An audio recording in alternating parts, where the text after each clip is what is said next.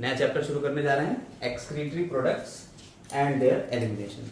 सबसे पहले हम लोग जो बात करेंगे वो है excretory products and there elimination में कि एक्सक्रीटरी प्रोडक्ट्स होते क्या क्या, और उससे भी पहले हम बात करेंगे एक्सक्रीशन क्या होता है। What is excretion? कोई बताएगा आप में से? Removal of waste material. Removal of waste material, बहुत सही। आप कुछ बोलेंगे? यही होता यही है। देख, वेस्ट मटेरियल का तो रिमूवल है, वेस्ट मटेरियल का रिमूवल तो आपके डाइजेस्टिव सिस्टम से भी हो रहा है। नाइट्रोजनस वेस्ट मटेरियल और मेटाबॉलिक वेस्ट, ये बड़ी बॉडी, ठीक है। आपके मेटाबॉलिक वेस्ट और नाइट्रोजनस वेस्ट मटेरियल को हम बाहर निकाल रहे हैं, वो है एक्सक्रीशन। तो excretion is the elimination of metabolic waste products from the animal body to regulate the composition of the body fluids and tissues. Body fluids और टिश्यूज के जो कंपोजिशन है उसको मेंटेन करने के लिए। Term excretion and defecation should not be confused. वो defecation है डाइजेस्टिव सिस्टम वाला, वो फीसेस को रिमूव कर रहे हैं, waste undigested food collectively called faeces, उसे एनस के निकाल रहे हैं। और ये क्या है? एक्सक्रीशन है, इसे यूरिन के थ्रू निकाल रहे हैं। ठीक, आते हैं एक्सक्रीटरी प्रोडक्ट्स के ऊपर। देखिए एक्सक्रीटरी प्रोडक्ट एनिमल्स में बेसिकली होता क्या है, कार्बोहाइड्रेट, प्रोटीन और फैट, हम इन तीन के ऊपर ही सारा काम कर रहे होते हैं। जो कार्बोहाइड्रेट है उसको तो हम सेव कर देते हैं, इन एनिमल्स में सेव हो जाता है in the form of glucose glycogen, है ना। और इसके अलावा जो फैट है वो तो फैट है ही है, एडिपोज टिश्यू में स्टोर हो गया। लेकिन अब बचा प्रोटीन, ये हमारी बॉडी के अंदर स्टोर नहीं होता है। अमीनो एसिड ये हमारी बॉडी के अंदर स्टोर नहीं होता है, तो इससे अमीनो ग्रुप को निकाल के अलग हटा दिया जाता है। ठीक, वो वेस्ट है अमीनो ग्रुप, NH2 ग्रुप जो है इसका वेस्ट है। और बाकी जो बचा हुआ अमीनो एसिड है और प्रोटीन भी अमीनो एसिड से मिल रहे हैं, उसको उठा के मेटाबॉलिज्म में ले जाते हैं और कार्बोहाइड्रेट्स और फैट बना लेते हैं उससे। तो जो अमीनो ग्रुप है उसको बाहर निकालना बॉडी से। अब बाहर निकालने के लिए अमोनिया, यूरिया, यूरिक एसिड, इस तरीके की चीजें हम निकालेंगे। एनिमल्स तो अलग अलग टाइप के एनिमल्स हैं। कुछ एनिमल्स जो होते हैं वो अमोनोटिलिज्म शो कर रहे हैं। अमोनोटिलिज्म का मतलब है अमोनिया निकाल, दे एक्सक्रीट अमोनिया, ठीक है। वो अमोनिया है, देखिए इसका जो कीटो ग्रुप है वो अमोनिया ग्रुप में बदल जा रहा है, broken down into their keto and ammonia group. तो किसको? एमिनो एसिड्स को तोड़ रहे हैं। ठीक, कीटो ग्रुप तो यूज हो जा रहा है catabolism of the production of the ATP, but जो आपका एमिनो ग्रुप है उसको निकाल दे रहे हैं बाहर अमोनिया की फॉर्म में। Ammonia is excreted as such. अब देखिए बात और एक और थोड़ी सी क्लियर कर देते हैं यहीं पे। ये जितनी भी चीजें हैं ये पानी में ही घुल के जाएंगी। अमोनिया, यूरिया, यूरिक एसिड, ठीक है। ग्वानोटिलिक भी होता है, ग्वानिन भी होती है, उसको ग्वानिन भी निकालते हैं। हम सारी बातें करेंगे। पानी के ऊपर डिपेंड है। जो ऑर्गेनिज्म पानी में है, बिल्कुल पानी के अंदर ही पड़ी हुई है, वो ऐसी चीजें निकालेगी जो पानी में डिफ्यूज हो जाए। जिस ऑर्गेनिज्म के पास पानी कम है वो ऐसी चीजें निकालेगी जिसमें कम पानी का यूज हो। जिसके पास पानी बिल्कुल नहीं है वो ऐसी चीजें बनाएगी जिसमें पानी का बहुत ही कम यूज हो। जैसे हम लोग यूरिन को निकालते हैं, यूरिन में यूरिया होती है, जबकि अमोनिया के लिए चाहिए बहुत ज्यादा पानी। जितने भी एक्वेटिक एनिमल्स हैं ऑलमोस्ट सभी वो अमोनिया ही निकालते हैं। जो हम लोगों जैसे जो मतलब पानी पी सकते हैं वो यूरिया का सिक्रीशन करेंगे, एक्सक्रीशन। और जब हम इसके ऊपर बढ़ते हैं, चिड़िया है, चिड़िया पानी बहुत कम पीती है भाई, है ना। वो क्या कर रही है? वो ग्वानिन वगैरह निकाल रही है और यूरिक एसिड निकाल रही है। यूरिक क्रिस्टल फॉर्म होता है। हाँ, क्रिस्टल। और उससे भी ज्यादा आपका जो वो रैट आ जाता है, कंगारू रैट, वो तो क्रिस्टल फॉर्म में निकाल रहा है, ठीक है। इसके अलावा ग्वानिन भी निकल रही है। तो आपको ये समझ में आ गया, पानी की भी अवेलेबिलिटी को आप देख के बता सकते हो। मतलब अगर आप कहीं तुक्का मारने जा रहे हो, यार हमें याद ही नहीं है कि कौन सी चीज क्या करेगी, तो आप ये याद रखो कि पानी कितना वो यूज कर रही है, उससे भी निकालने की कोशिश कर सकते हो। थोड़ा बहुत तुक्का लग जाएगा, ठीक है। तो अब आते हैं अमोनोटिलिज्म में। सबसे पहले प्रोटोजोअन्स यानी अमीबा, पैरामीशियम, ये अमोनोटिलिज्म शो करेंगे। इनको अलग लिख लीजिएगा, अमोनोटिलिक, और इसकी एक टेबल बना लीजिएगा।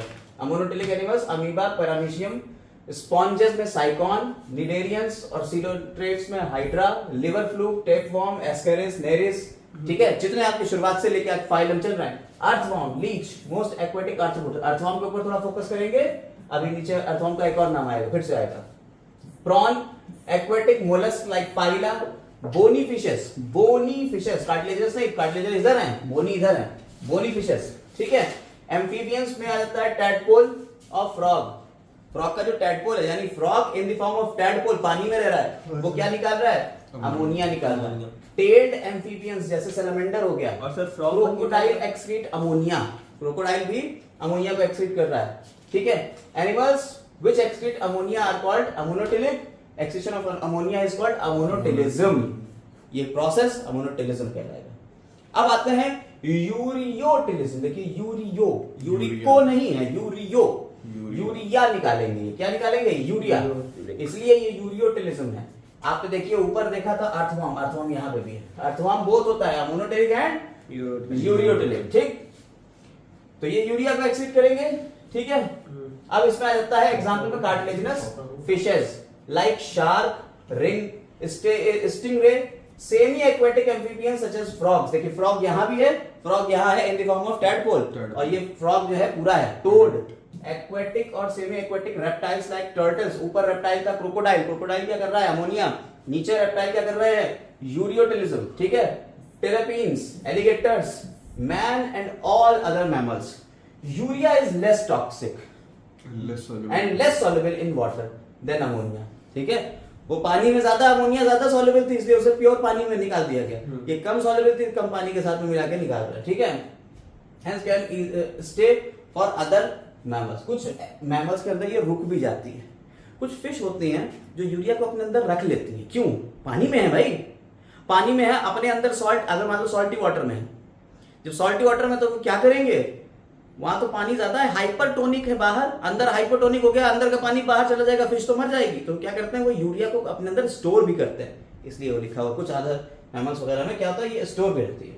Shark retain large quantity of urea in their blood, therefore blood osmotic pressure approaches that water. देखिए लिखा हुआ है minimize loss of water from the body. समझ में आ गई बात या नहीं? जो शार्क्स हैं, जो आपके समुद्र में रह रहे हैं जानवर, वो क्या कर रहे हैं? वो अपने अंदर यूरिया को स्टोर करके रख रहे हैं। क्यों? ताकि बाहर का जो पानी है उसकी सलाइनिटी, उसका ऑस्मोटिक प्रेशर हमारे अंदर के ब्लड के ऑस्मोटिक प्रेशर के बराबर रहे। पता चला अंदर सॉल्ट कम है, बाहर सॉल्ट ज्यादा है, अंदर के ब्लड से पानी बाहर निकल निकल के जाने लगा, तो मछली मर जाएगी। तो मछली क्या करती है? इस वजह से अपने अंदर वो यूरिया को स्टोर करके रखेगी। क्लियर?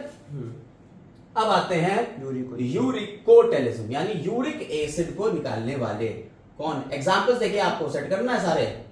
एग्जांपल याद नहीं करोगे तो फिर दिक्कत है, ठीक है। एग्जांपल आपको याद करना है। यूरियोटेलिक, यूरिकोटेलिक, ऊपर वाले यूरियोटेलिक, ठीक। Animals which live in dry conditions. सबसे पहली बात कौन से एनिमल करेंगे? ये ड्राई कंडीशन में करेंगे, ठीक है। जैसे आपके आ जाते हैं इंसेक्ट्स, जैसे कॉकरोच आ गया, some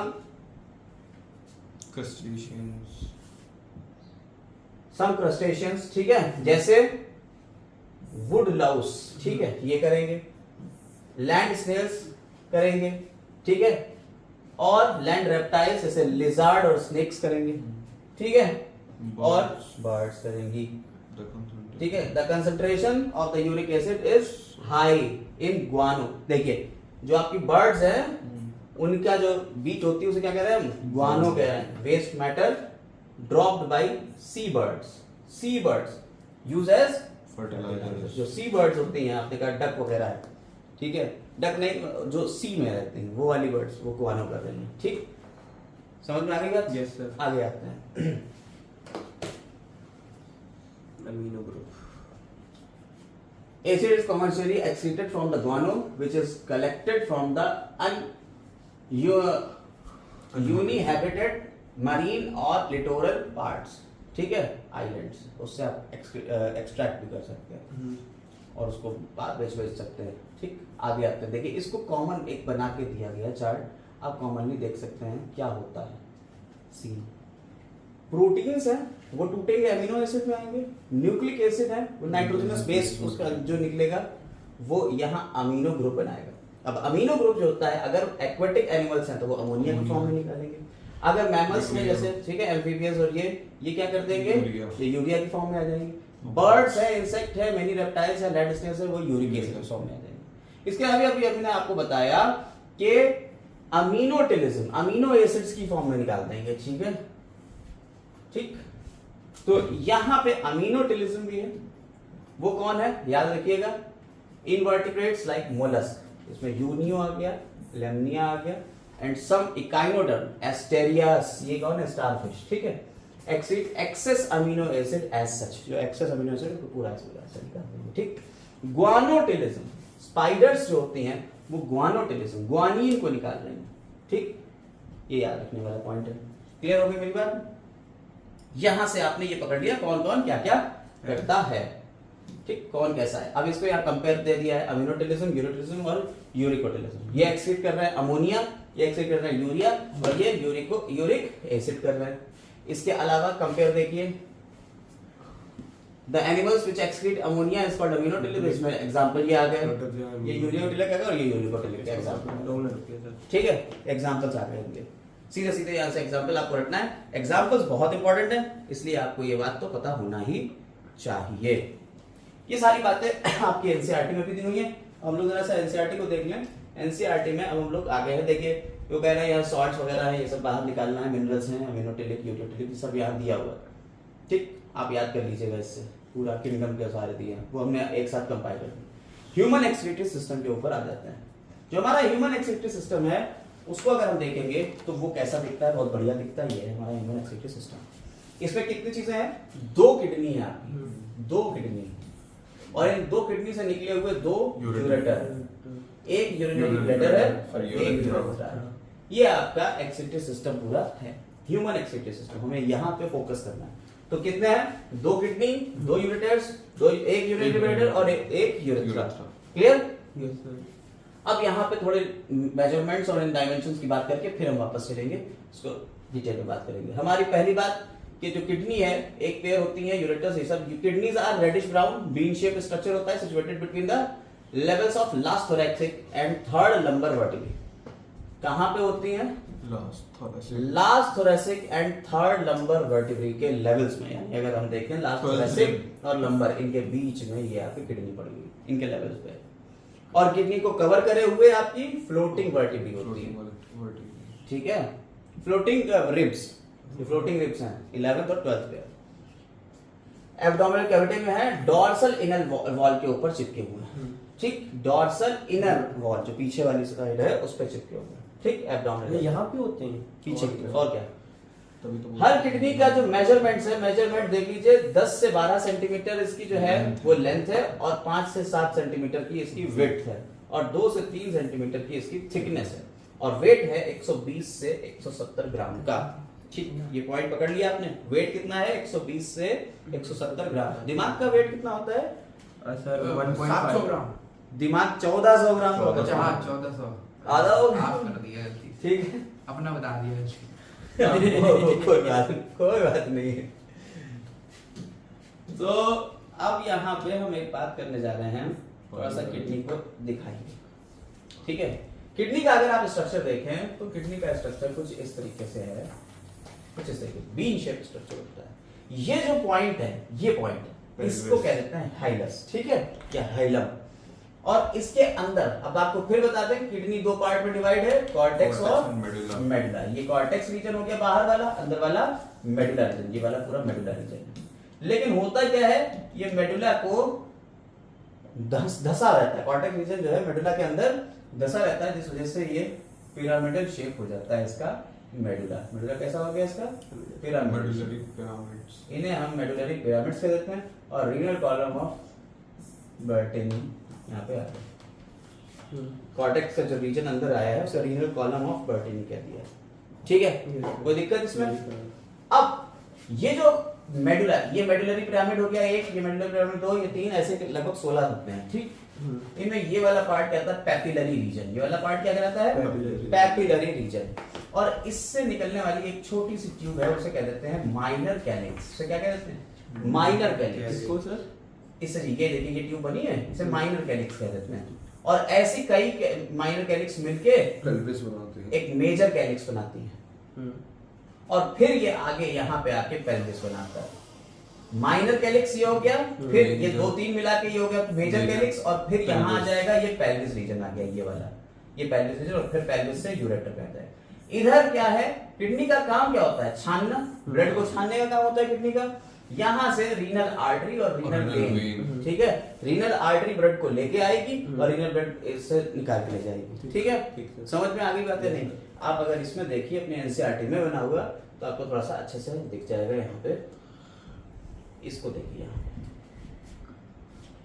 आप देखिए लाल रंग जो है वो लाल रंग की ट्यूब जा रही है जिसे हम रीनल आर्टरी कह रहे हैं, ठीक है, रीनल आर्टरी कह रहे हैं, ये ब्लड को इनके अंदर लेके जा रही है। और जो नीले रंग वाली है इसे रीनल वेन कह रहे हैं, ये ब्लड को इसके अंदर से निकाल के ला रही है। तो असल में होता क्या है कि आपकी बॉडी से ये ब्लड इसके अंदर चला जाता है, ठीक है, ये इसके अंदर चला गया और इसके अंदर जाने के बाद इसमें जो कुछ भी हुआ ब्लड का वो सब होने के बाद ये ब्लड यहाँ से वापस आ जाएगा और वेन में आ जाता है, यानी छन्ने के बाद ब्लड वेन में आ जाता है। असल में किडनी का काम है ब्लड को फिल्टर करना, ना कि इसकी कार्बन डाइऑक्साइड ऑक्सीजन को बदलना। तो ये ऑक्सीजनेटेड ब्लड अंदर जाता है, डीऑक्सीजनेटेड ब्लड अंदर से बाहर आ जाता है। क्लियर है? फिल्टर होने का मतलब ये नहीं है कि उसके अंदर से ऑक्सीजन और कार्बन डाइऑक्साइड फिल्टर हो रही है, उसके अंदर से अमोनिया और नाइट्रोजनस वेस्ट निकलना है, क्रिएटिन ये सारी चीजें उसमें से निकल जाती है। क्लियर है मेरी बात? Yes sir. ठीक, आगे आते हैं। दूसरी बात, एक बड़ी बात, हमारे अंदर अभी हमने आपको बताया कि हमारे अंदर जो एक्स्ट्रा अमाउंट अमीनो एसिड जो होता है NH2 COOH, यही तो है अमीनो एसिड, ठीक है, इसमें से इतना पार्ट तो निकाल लिया गया, इससे वो बना रहे हैं ATP। ये जो पार्ट है इसको बाहर हटा देते हैं। अब ये जो अमोनिया है कौन है? ये अमीनो ग्रुप है, ये क्या बना देगा? अमोनिया बना देगा, NH3 बना देगा, किसी तरीके से समाउ NH3 बन जाएगी। कैसे बनेगी वो आगे की बात। ये अमोनिया ज्यादा टॉक्सिक है, हमारी बॉडी के अंदर अगर अमोनिया रुक गई तो बहुत दिक्कत आ जाएगी। और ये काम हो कहाँ रहा है? ये काम होता है लिवर में, ठीक है, ये काम कहाँ हो रहा है? लिवर। तो ये अमोनिया को अब लिवर जो है इस अमोनिया को किसमें बदलेगा? यूरिक एसिड, यूरिया, यूरिया, ठीक है, NH2 CO NH2 ये यूरिया में कन्वर्ट कर देगा। और इस साइकिल को अमोनिया को यूरिया में पहले बदला जाएगा। इस साइकिल को क्या कहते हैं? ऑर्निथिन साइकिल कहते हैं, ऑर्निथिन साइकिल, ठीक। और इस साइकिल को अगर हमें देखना है तो थोड़ा सा हम वेट करेंगे और देखेंगे इस साइकिल को, यहां ऑर्निथिन साइकिल को, ठीक है, देखते हैं। देख ऑर्निथिन साइकिल, ये आपका ऑर्निथिन साइकिल, ठीक है, तो ये एनसीईआरटी में नहीं है बनाना? नहीं एनसीईआरटी में ये यूरिया बनाने का पूरा लिवर जो है कन्वर्ट करता है टॉक्सिक सब्सटेंस को लेस टॉक्सिक में, अमोनिया को यूरिया में कन्वर्ट कर देगा और उसके लिए ये साइकिल। किसने दिया था ये cycle? Discovered by Hans Krebs और हेंसलिट, इसीलिए क्रेब्स हेंसलिट साइकिल भी इसे कहते हैं। इसका नाम क्या है? Krebs Henseleit cycle, ornithine cycle. अब जरा आप ध्यान से देखते रहिए और चीजें आप पकड़ते रहिए, ठीक है। ये जो ऑर्निथिन साइकिल है ये क्या हो रहा है? आपने कहा कि ये जो अमीनो ग्रुप था NH2 वो आर्जिनिन से ये निकल रहा है अमीनो ग्रुप, ठीक, और ये यूरिया में बदल जा रहा है। यहां पे ऑर्निथिन जो था, ऑर्निथिन से अमीनो ग्रुप निकला और यहां देखिए जो अमीनो ग्रुप था ये, ध्यान से देखिएगा, एक अमीनो ग्रुप इधर से आ रहा है, एक NH2 ग्रुप देखिए जो NH4 प्लस है और CO2, ये दोनों मिल जाएंगे कार्बोमोइल फॉस्फेट, ये इसमें बदल जाएंगे कार्बोमोइल फॉस्फेट, और ये ऑर्निथिन इसके साथ में जुड़ेगा, ये किसमें कन्वर्ट हो जाएगा? सिट्रुलिन में। ऑर्निथिन एक अमीनो एसिड टाइप का ही चीज है, ऑर्निथिन किसमें कन्वर्ट हो गया? सिट्रुलिन में। और ये सिट्रुलिन जो है उस पे एस्पार्टेट से अमीनो एसिड निकलेगा, ये आर्जिनोसक्सिनेट में कन्वर्ट हो जाएगा। आर्जिनोसक्सिनेट जो है वो देखिए दो पार्ट में टूटेगा, फ्यूमरेट और आर्जिनिन। और आर्जिनिन जो जब वापस ऑर्निथिन में बदलेगा तो ये वाटर को लेके और यूरिया निकाल देगा। अमोनिया यहां से आ रही थी, NH4 पॉजिटिव है, देखिए लिखा हुआ है, अमोनिया यहां से आ रही थी, वो कार्बन डाइऑक्साइड के साथ में मिली, ऑर्निथिन से फिर मिली, सिट्रुलिन में कन्वर्ट हुई, सिट्रुलिन आर्जिनोसक्सिनेट में कन्वर्ट हुआ, आर्जिनोसक्सिनेट दो पार्ट में टूटा, फ्यूमरेट और आर्जिनिन में, आर्जिनिन वापस ऑर्निथिन में और निकाल दिया इधर यूरिया। क्लियर मेरी बात? Yes sir. ये पूरा एक साइकिल है। क्योंकि ऑर्निथिन बार बार बन रहा है, इसलिए ये साइकिल कौन सा साइकिल कहलाता है? ऑर्निथिन साइकिल, या इसे क्रेब्स हेंसलिट साइकिल कहते हैं। अब इसमें जो मेन पॉइंट है पकड़ने वाले वो यहां लिखे, उनको देखिए, ये पॉइंट्स यहां देखिएगा। ये NH3 है, other from aspartate. NH2 group के अब जो दो NH2 ग्रुप आ रहे हैं वो कहां से आ रहा है? पहला तो आ रहा है NH3 अमोनिया से जो लिवर से निकल रही है, दूसरा आ रहा है एस्पार्टेट से। देखिए एस्पार्टेट से मिल रहा है दूसरा, ठीक है। कार्बन एटम, जो कार्बन एटम सप्लाई हो रही है वो कहां से आ रही है? कार्बन डाइऑक्साइड से आ रही है। तो इसमें तीनों बातें समझ में आ गई। ये जो कार्बन डाइऑक्साइड है ये कार्बन डाइऑक्साइड से मिल रहा है। एक कहां से मिल रहा है आपको? एमिनो ग्रुप से मिल रहा है। एक कहां से मिल रहा है आपको? एस्पार्टेट से मिल रहा है। क्लियर? Yes sir. क्लियर हो गई? समझ में आया ये कैसे बन रही है आपकी यूरिया? अब देखिए इसमें क्या होता है। फर्स्ट इसमें एंजाइम है, 5 के करीब एंजाइम है, 5 डिस्टिंक्ट एंजाइम इसमें इंक्लूड हो रहा है। First 2 enzymes are present in mitochondria. ये याद रखिएगा, 2 जगह हो रहा है काम, एक कुछ माइटोकॉन्ड्रिया में हो रहा है और कुछ साइटोसोल में हो रहा है, साइटोप्लाज्म में, ठीक है। तो माइटोकॉन्ड्रिया के अंदर जो काम हो रहा है उसमें और इसमें दो यानी 2 एंजाइम माइटोकॉन्ड्रिया से मिलेंगे और बाकी एंजाइम आपको साइटोप्लाज्म में मिल जाएंगे, ठीक, साइटोसोल में। सबसे पहले सिंथेसिस ऑफ कार्बोमोइल फॉस्फेट कैसे हो रही है सिंथेसिस? ये माइटोकॉन्ड्रिया के अंदर हो रही है, ठीक है। इसमें हो क्या रहा है? यहाँ कंडेंसेशन हो रहा है, NH4 पॉजिटिव आयन जुड़ रहा है क्योंकि माइटोकॉन्ड्रिया के अंदर H+ आयन होते ही होते हैं, और कार्बन डाइऑक्साइड माइटोकॉन्ड्रिया में बन ही रहा है। दोनों जुड़ेंगे कार्बोमोइल फॉस्फेट से, ठीक है। स्टेप ये आ गया पहला, इसमें 2 ATP कंज्यूम हो गए। इसके बाद यहां तक आ गया। इसके बाद क्या हो रहा है? Formation of citrulline. इसके बाद फॉर्मेशन हो रहा है किसका? सिट्रोलिन का। ये भी किसमें हो रहा है? माइटोकॉन्ड्रिया के अंदर ही हो रहा है। ऑर्निथिन इस कार्बोमोइल फॉस्फेट से जुड़ रहा है और किसमें बदल जा रहा है? सिट्रोलिन में बदल जा रहा है, ठीक है। अब देखिए ऑर्निथिन जब सिट्रोलिन में बदल गया तो इसमें जो एंजाइम लगा उसका नाम क्या था? ऑर्निथिन ट्रांस कार्बोक्सिलेज, ठीक। उसने क्या कहते हैं? सिट्रोलिन में बदल दिया। सिट्रोलिन जो होता है बेसिक एमिनो एसिड में बदल गया, एक बेसिक एमिनो एसिड। अब क्या हो रहा है? अब ये जाएगा साइटोसोल में, ठीक। और वहां क्या हो रहा है? Synthesis of argininosuccinate. वहां आर्जिनिन क्या दे रहा है? इसे अमीनो ग्रुप दे देता है और उसमें सिट्रोलिन में जैसे ही अमीनो ग्रुप जुड़ा आर्जिनोसक्सिनेट में ये कन्वर्ट हो गया। इसमें एक ATP की जरूरत पड़ी और फिर ये आर्जिनोसक्सिनेट 2 पार्ट में टूटा, एक फ्यूमरेट और एक तुम्हारा दूसरा वाला किसमें टूटा? फ्यूमरेट और आर्जिनिन, ठीक है। आर्जिनिन और फ्यूमरेट। अब ये जो आर्जिनिन था ये आगे निकलेगा, वाटर को लेगा और उसके साथ में अमोनिया बना दिया, उसने यूरिया बना दिया और उधर ऑर्निथिन को वापस से बना दिया। ये 3 स्टेप कहां हुए? साइटोप्लाज्म में हुए। ऊपर वाले 2 स्टेप कहां हुए? माइटोकॉन्ड्रिया में हुए। इस तरह माइटोकॉन्ड्रिया और साइटोप्लाज्म दोनों एक दूसरे से मिलके चलते हैं। और ये जो पूरा साइकिल है हमने क्या कह दिया है? ऑर्निथिन साइकिल कह दिया है। याद रखेंगे? कोई दिक्कत इसमें? नहीं। ऑर्निथिन साइकिल का दूसरा नाम क्रेब्स हेंसलिट साइकिल। अब यहां आपका ये बन गया। अब इसको हमें बाहर निकालना है। ये किसमें मिला दिया जाता है? ये यूरिया किसमें मिला दी जाएगी? ब्लड में मिला दी। ये यूरिया किसमें मिला दी जाएगी? ब्लड में मिला दी जाएगी। अब ये ब्लड लेके पहुंचेगा कहां? किडनी के पास, ठीक। ये ब्लड पहुंचा किडनी के अंदर और किडनी के अंदर जो यूनिट है, फिल्ट्रेशन यूनिट, उसे हमने क्या कह दिया है? नेफ्रॉन। क्या कह दिया है? नेफ्रॉन। नेफ्रॉन क्या है? किडनी की functional, structural and functional unit, ठीक है। कितने होते हैं? लगभग 1 मिलियन नेफ्रॉन होते हैं पर किडनी, ठीक है। हर किडनी में लगभग 1 मिलियन के करीब होता है, ठीक। अब एक नेफ्रॉन का अगर स्ट्रक्चर देखा जाए तो कैसा दिखता है उसको देखते हैं। एक नेफ्रॉन में तुम्हारा ये है बोमेन्स कैप्सूल, ठीक है। ये आपका बोमेन्स कैप्सूल, ग्लोमेरुलस, ठीक। यहां से जो रीनल आर्टरी आ रही थी, वो जो आपकी आर्टरी थी ना, रीनल आर्टरी, उससे एफरेंट आर्टीरियोल बन गई। क्या बन गई? Efferent arteriole. और एफरेंट आर्टीरियोल अंदर की तरफ कैपिलरी का पूरा नेटवर्क बना रही है जिसे हमने ग्लोमेरुलस कह दिया है,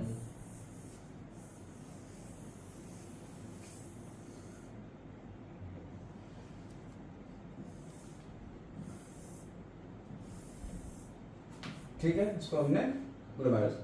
एफरेंट आर्टेरियल, और ये जो यहाँ से निकल रही है इसके बाद ये थोड़ी पतली होती है, Efferent। इसे कहते हैं इफरेंट आर्टेरियल। ऐसे इससे पहले क्या कहते हैं? Afferent, efferent. तो ए पहले आता है, ई बाद में आता है बस। ये बड़ा है, ये छोटा है।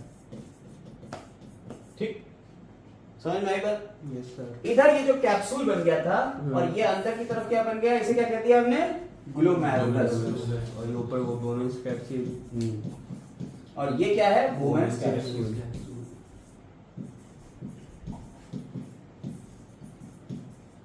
इनको मिला के कहते हैं मैल्पिजियन कैप्सूल। अच्छा, इन दोनों को मिला के सर क्या कहेंगे? मैल्पिजियन कैप्सूल लिखा है एनसीईआरटी में, लिखा है सब। अब यहाँ क्या हो रहा है, यहाँ ये एक ट्यूब बना रहा है, ये ऐसे, ये ऐसे, ये जो कैप्सूल है ये आगे की तरफ इस ट्यूब में प्रोसीड कर रहा है। इसे कह देते हैं proximal convoluted tubule. Convoluted tube. ठीक, ये बन गया loop of Henle. Loop of handle. Henle. और यहाँ आ गई डिस्टल कम्युनिकेटेड ट्यूब्यूल। और कलेक्टिंग डक्ट। ठीक, ये आ गई डिस्टल कम्युनिकेटेड ट्यूब्यूल।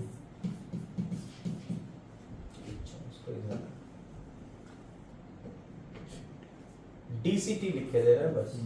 ठीक है, डिस्टल कम्युनिकेटेड ट्यूब्यूल।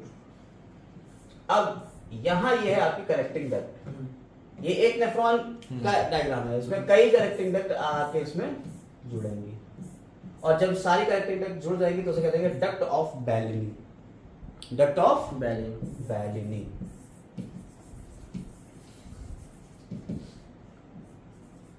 ठीक, जरा समझिएगा ध्यान से। अब जो ऊपर आपके एफरेंट आर्टेरियोल थी, जो इफरेंट में बदल गई है, ये इफरेंट आर्टेरियोल फर्दर फिर डिवाइड हो रही है कुछ इस तरीके से, और डिवाइड होगी। ठीक है, वासा रेक्टा।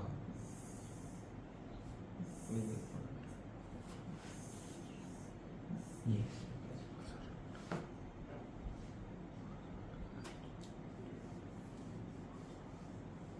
ठीक है।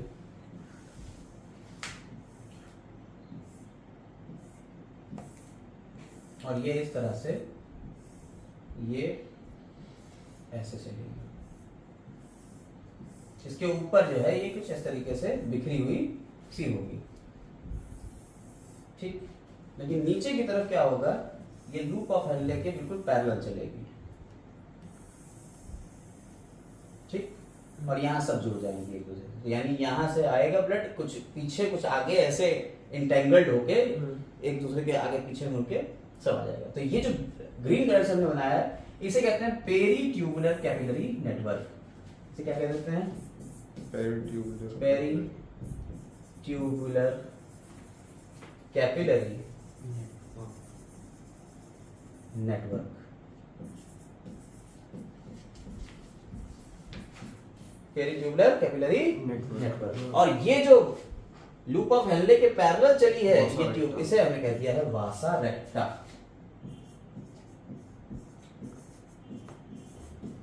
क्लियर हो गई मेरी बात? Yes sir.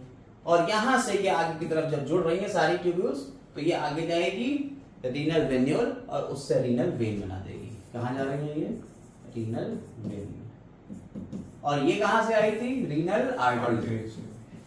ठीक है, रीनल आर्टरी से आर्टीरियोल बनी, आर्टीरियोल से ग्लोमेरुलस बना, ग्लोमेरुलस फिर से जुड़ा, इफरेंट आर्टीरियोल बना, efferent arteriole peritubular capillary network में बदला, पेरीट्यूबुलर नेटवर्क वासा वेन्यूल में बदला और वेन्यूल से रीनल वेन में बदल गया। क्लियर? पूरा सीन समझ में आया? इधर ट्यूब्यूल की बात करें तो proximal convoluted tubule, loop of Henle, distal convoluted tubule, collecting duct और duct of Bellini. Clear? Yes sir. ठीक है? नहीं सर, नहीं हो गया सर।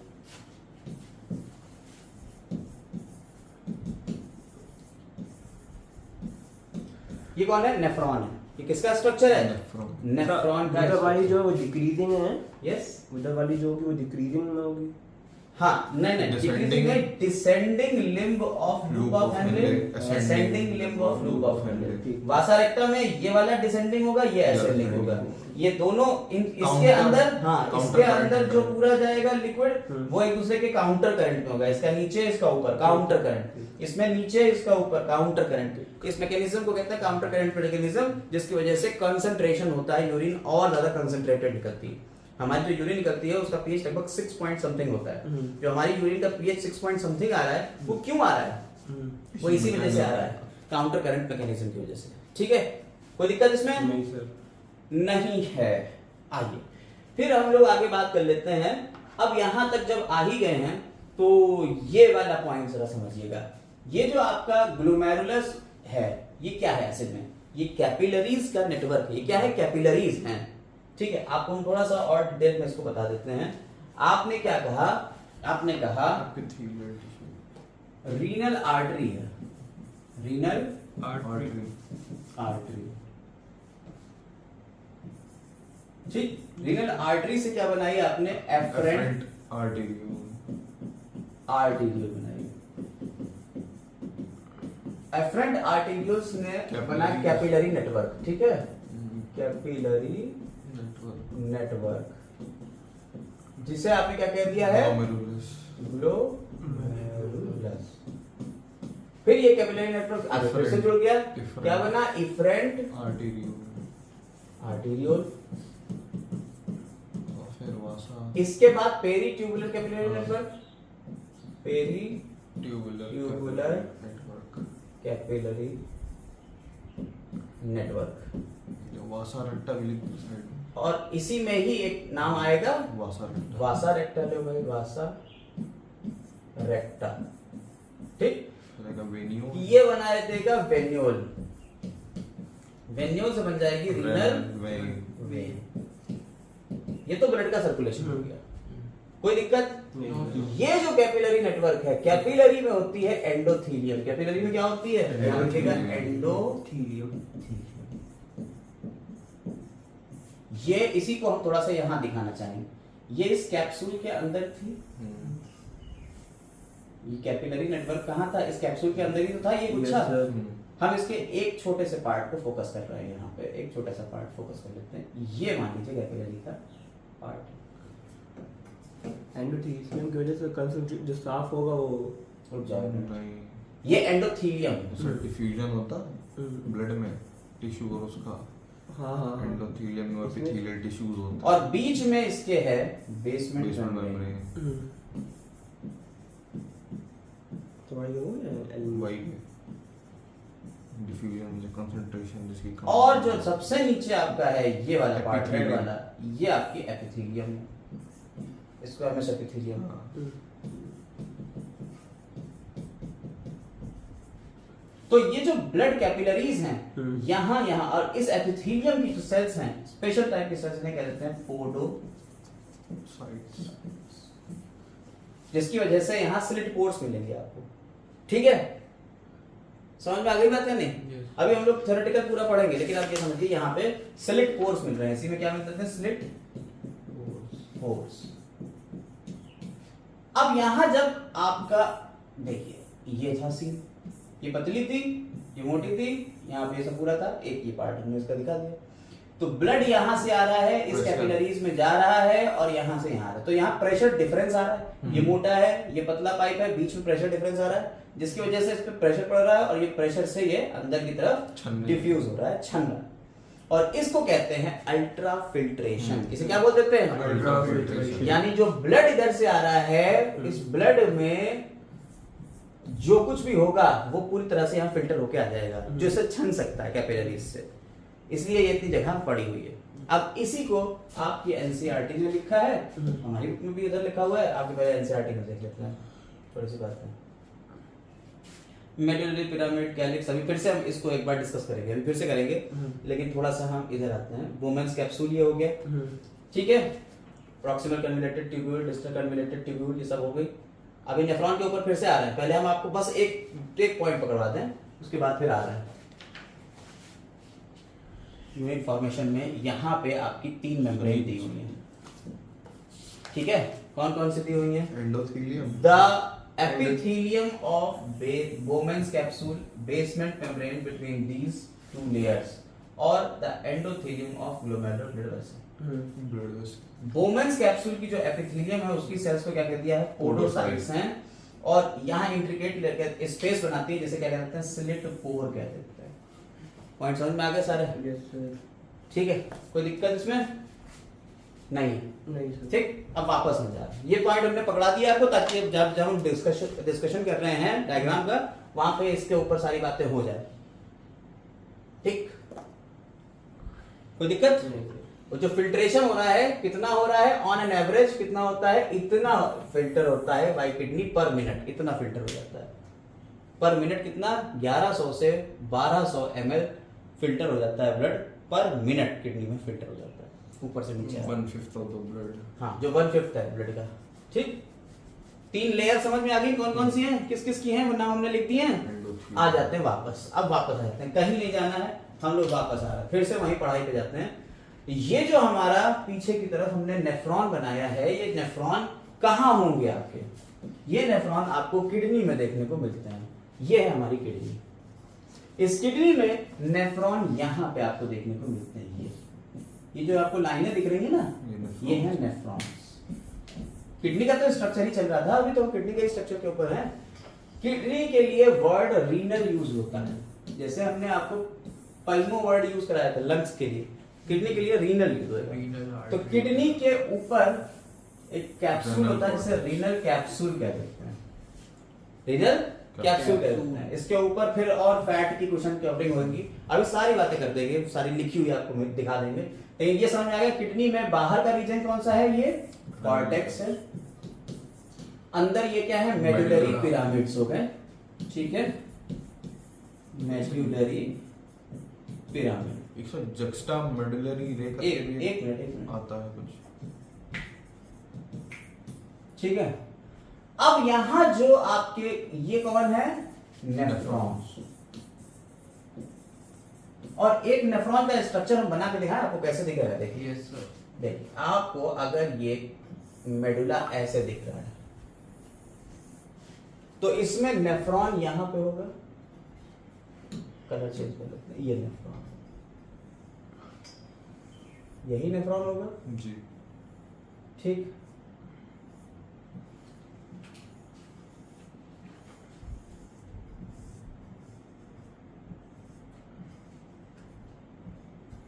ठीक। Yes sir. एक नेफ्रॉन तो ये हो गया, और इसके ऊपर जो आपकी आर्टरीज होंगी एफरेंट डिफरेंट, ये efferent different sir Bowman's capsule जैसा दिख रहा है। हाँ वही तो है ये, वही तो है ये, अच्छा ये वही तो है। आप समझ में आ गई बात? Yes sir. ये पूरा ये इधर जा रहा है, सीन समझ में आ गया? अच्छा है तो नेफ्रॉन का डायग्राम।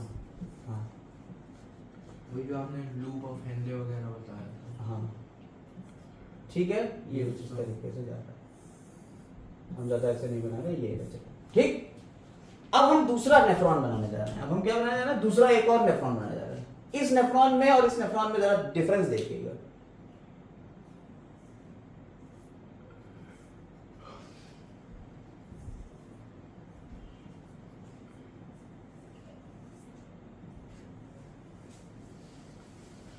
ठीक,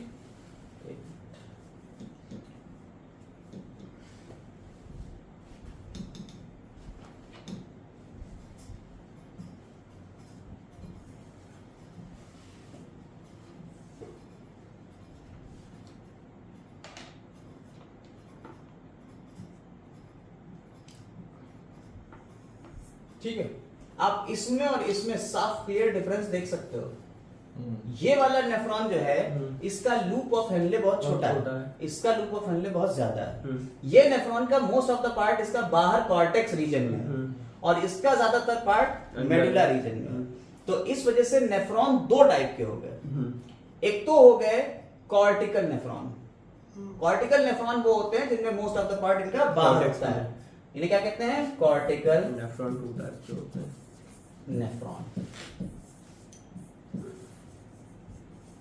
कितने होंगे ये 85% तो कॉर्टिकल नेफ्रॉन है।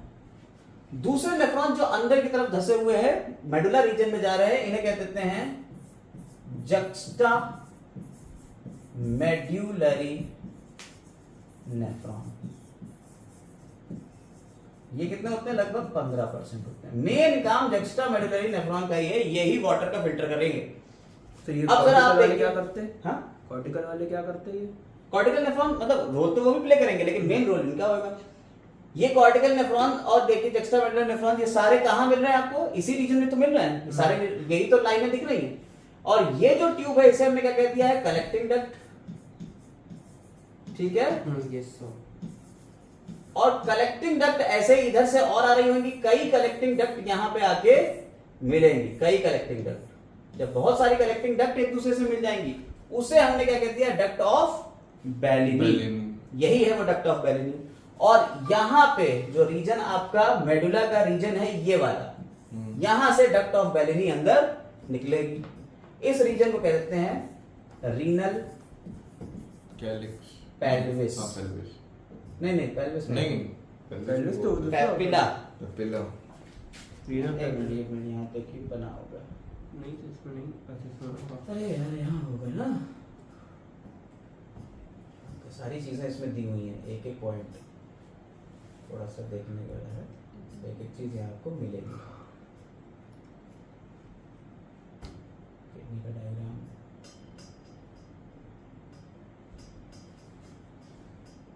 नेफ्रॉन के बारे में कितना दिया हुआ है? बहुत ही। हाँ, रीनल पेपिला। पेपिला। ये रीनल पेपिला कहते हैं इसे। क्लियर है? Yes sir.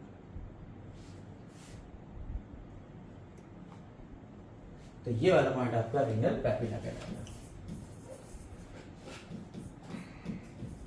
Clear? Yes sir. और इस रीनल पेपिला से डक्ट ऑफ बेलिनी अंदर की तरफ ये आ रही है, यहां से सब रिलीज कर जाएगा बाहर। यानी इस रीनल पेपिला से डक्ट ऑफ बेलिनी से निकलेगा, फिर ये आ जाएगा माइनर कैलिक्स। फिर ये क्या आ रहा है? Minor calyx. माइनर कैलिक्स आ रहा है।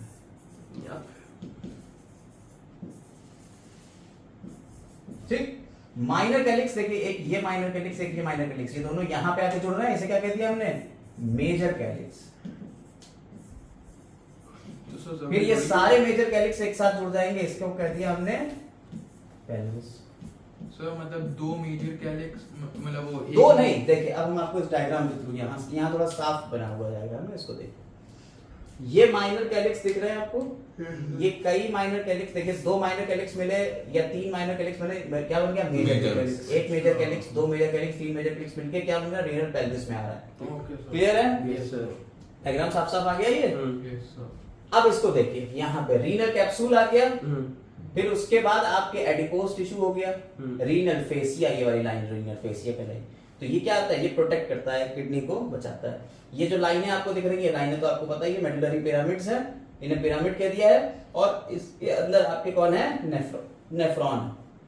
और जो बीच बीच में कॉर्टेक्स का रीजन अंदर धसा हुआ है, उसे क्या कह दिया है? Renal column of Burton. ठीक, कोई दिक्कत? नहीं सर। कोई दिक्कत इसमें? No sir. डायग्राम पूरी तरह समझ में आ गया? Yes sir. ये रीनल आर्टरी अंदर जा रही है, रीनल वेन बाहर आ रही है, ये वाला जो रीजन है इसे हिलम कह दिया है। ठीक है? मेजर कैलिक्स कितने? 7 से 13 हो सकते हैं, माइनर और मेजर 2 से 3 हो सकते हैं। ठीक, और ये सारी की सारी चीजें पेल्विस से होती हुई यूरेटर में आ जाएंगी। क्लियर? Yes sir. कोई दिक्कत? No sir. समझ में आ गया तुम लोगों को यार? किडनी का डायग्राम आ गया आपको। किडनी में के बाद हम लोग आते हैं, एक थोड़ा सा पढ़ना चाहेंगे, थोड़ा सा पढ़ लेते हैं किडनी में क्या क्या चीजें होती हैं और हमारी किडनी कैसी होती है, थोड़ा सा पढ़ लीजिए थ्योरी में, क्योंकि हम लोगों को इससे भी कुछ चीजें मिल जाती हैं। ये तो पढ़ चुके हैं, अभी आपने पढ़ा है। हेलस होता है, बता दिया है, ये तो एनसीईआरटी वाला हमने आपको बता दिया कितना लंबा है, कितना क्या है। किडनी हमारी कैसी है? मेटानेफ्रिक किडनी है। देखिए किडनीज 3 टाइप की हो सकती हैं, प्रोनेफ्रिक, मेसोनेफ्रिक, मेटानेफ्रिक। हम लोगों को याद करना है हमारी कौन सी किडनी है? मेटानेफ्रिक है। प्रो और मीजो हमें अभी नहीं याद करना है। तो हमारी किडनी कैसी है? मेटानेफ्रिक हैं। ठीक, क्लियर है? ये याद रखिएगा, हमारी किडनी कैसी हो गई? मेटानेफ्रिक होती है। रीनल कैप्सूल हो गया, एडिपोज टिश्यू हो गया, रीनल फेसिया हो गया, बता दिया, कॉर्टेक्स हो गया, मेडुला हो गया, मेडुलरी पिरामिड कितने? 15 से 16। रीनल पेपिला बता दिया, major calyx, minor calyx, renal pelvis बता दिया। कितने होते हैं? लगभग 10 लाख यानी 1 मिलियन होते हैं फंक्शनल यूनिट, जिन्हें हम कह रहे हैं नेफ्रॉन कह रहे हैं या यूरिनिफेरस ट्यूब्यूल भी कहते हैं। नेफ्रॉन का दूसरा नाम क्या है? Uriniferous tubule. कॉम्प्लेक्स, इसमें एनसीईआरटी में लिखा है कॉम्प्लेक्स ट्यूब्यूल। हाँ, यूरिनिफेरस ट्यूब्यूल भी कह सकते हैं, ठीक। ये आपका हो गया किडनी का स्ट्रक्चर। आप अगर स्क्रीनशॉट लेना चाह रहे हैं तो स्क्रीनशॉट भी ले सकते हैं, कोई दिक्कत नहीं है। अब हम लोग आगे आते हैं यूरेटर के ऊपर। इसी से क्या निकला है? ये यूरेटर। कितने हैं? 2 होते हैं, लगभग 25 से 30 सेंटीमीटर के होते हैं लंबाई में। और ये यूरेटर आके किसके अंदर? एक ट्रायंगुलर शेप का स्ट्रक्चर है, इस ट्रायंगुलर स्ट्रक्चर के अंदर आके ये खुलते हैं। इस ट्रायंगुलर स्ट्रक्चर को हम क्या कह देते हैं? यूरेथ्रा नहीं, यूरिनरी ब्लैडर। ये अंदर की तरफ देखिए, इसके 3 ओपनिंग है। एक ये ओपनिंग आ रही है, एक ये ओपनिंग आ रही है, एक ये नीचे। 3 ओपनिंग होती है, ट्राइगॉन कहलाता है, ट्राइगॉन, ठीक है। और इसके अंदर की जो वो सब है चीजें आपकी, वो एपिथेलियम के बारे में बात करते हैं। तो ये जो आपका, ये तो समझ में आ गया यूरेटर कितने हैं? 2 हैं जो आपके इसके किसके अंदर खुल रहे हैं? ब्लैडर के अंदर खुल रहे हैं, ठीक। अब ब्लैडर जो होता है, जो हमारा ब्लैडर है, उसमें अंदर की लाइनिंग जो होती है वो ट्रांजिशनल एपिथेलियम की बनी होती है, ठीक है। और the muscular layer of the urinary bladder is the envelope, wall envelope is called detritus muscle, ठीक है। डेट्रूसर मसल, डेट्रूसर मसल जो होती हैं, इसको ध्यान में रखना है। क्यों? क्योंकि हम लोग आगे एक बहुत इंपॉर्टेंट पॉइंट पढ़ने जा रहे हैं। ये जो डेट्रूसर मसल्स हैं इसकी, किसकी? ब्लैडर। वो नीचे वाली, यहां पे जस्ट जहां यूरेथ्रा स्टार्ट हो रहा है, ठीक है, वहां पे जो डेट्रूसर मसल्स हैं वो बनाती हैं इंटरनल स्फिंक्टर। क्या बना रही हैं? Internal sphincter. स्फिंक्टर का मतलब होता है मसल्स जो बहुत तेजी से कॉन्ट्रैक्ट कर सके, चिपक सके। और ये इंटरनल स्फिंक्टर कैसा होता है? इनवॉलेंट्री होता है। कैसा है ये? इनवॉलेंट्री। इसके बाद जो इसके जस्ट नीचे वाली है, ये एक्सटर्नल स्फिंक्टर है। और ये कौन बना रहा है? ये नॉर्मल मसल्स हैं, स्केलेटल मसल्स हैं, इसलिए ये कैसी हैं? वॉलेंट्री है।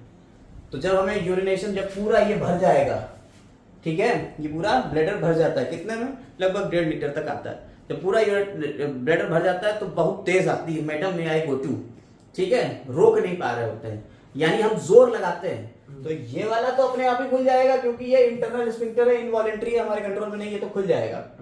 लेकिन ये इसको हम रोकते हैं और इससे ही हम रोक के वहां तक पहुंचते हैं और फिर हम निकाल देते हैं इसे, वरना तो ये हमारी वॉलेंट्री है, स्केलेटल मसल का पार्ट होता है। आपने एक्सटर्नल वॉल में ही तो डिफरेंस बताया था। हाँ, वॉल और स्फिंक्टर अलग अलग चीज। आपने एसोफेगस और पेट के बीच में होता है जी जी, वो भी इसमें कार्डियो एसोफेगल स्फिंक्टर कहलाता है वो।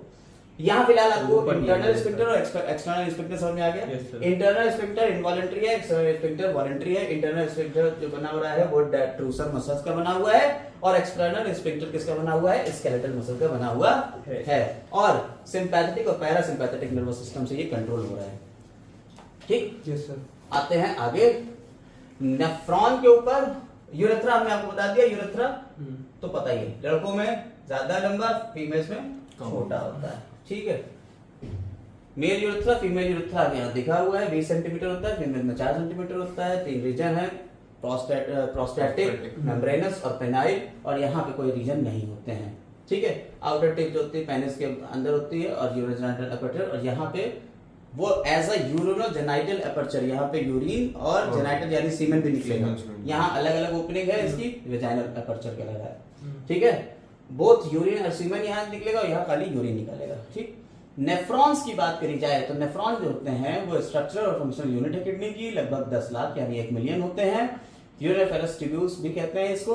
मैलपीजियन कैप्सूल की हमने बात करी, जिसमें ग्लोमेरुलस आ रहा था, और बोमेंस कैप्सूल को हमने इंक्लूड किया था। बोमेंस कैप्सूल के अंदर आपके क्या होती हैं? जो एपिथेलियल सेल्स होती हैं, उनकी जो वो 3 लेयर सेल्स हैं उन्हें पोडोसाइट्स कहते हैं, बताया था अभी हमने। पोर्स लाइक स्लिट पोर्स यही बनाएंगी, ठीक है। एंडोथेलियम बता दिया है। तो यहाँ पे आप तीन लेयर आपने जो देखी, एंडोथेलियम हो गई, बेसमेंट मेम्ब्रेन हो गई, और ये हो गई एपिथेलियम, जिसमें पोडोसाइट्स हैं। पोडोसाइट्स क्या बना रही हैं? स्लिट पोर्स बना रही हैं। कोई दिक्कत नहीं। अब पोडोसाइट का स्ट्रक्चर देखते हैं।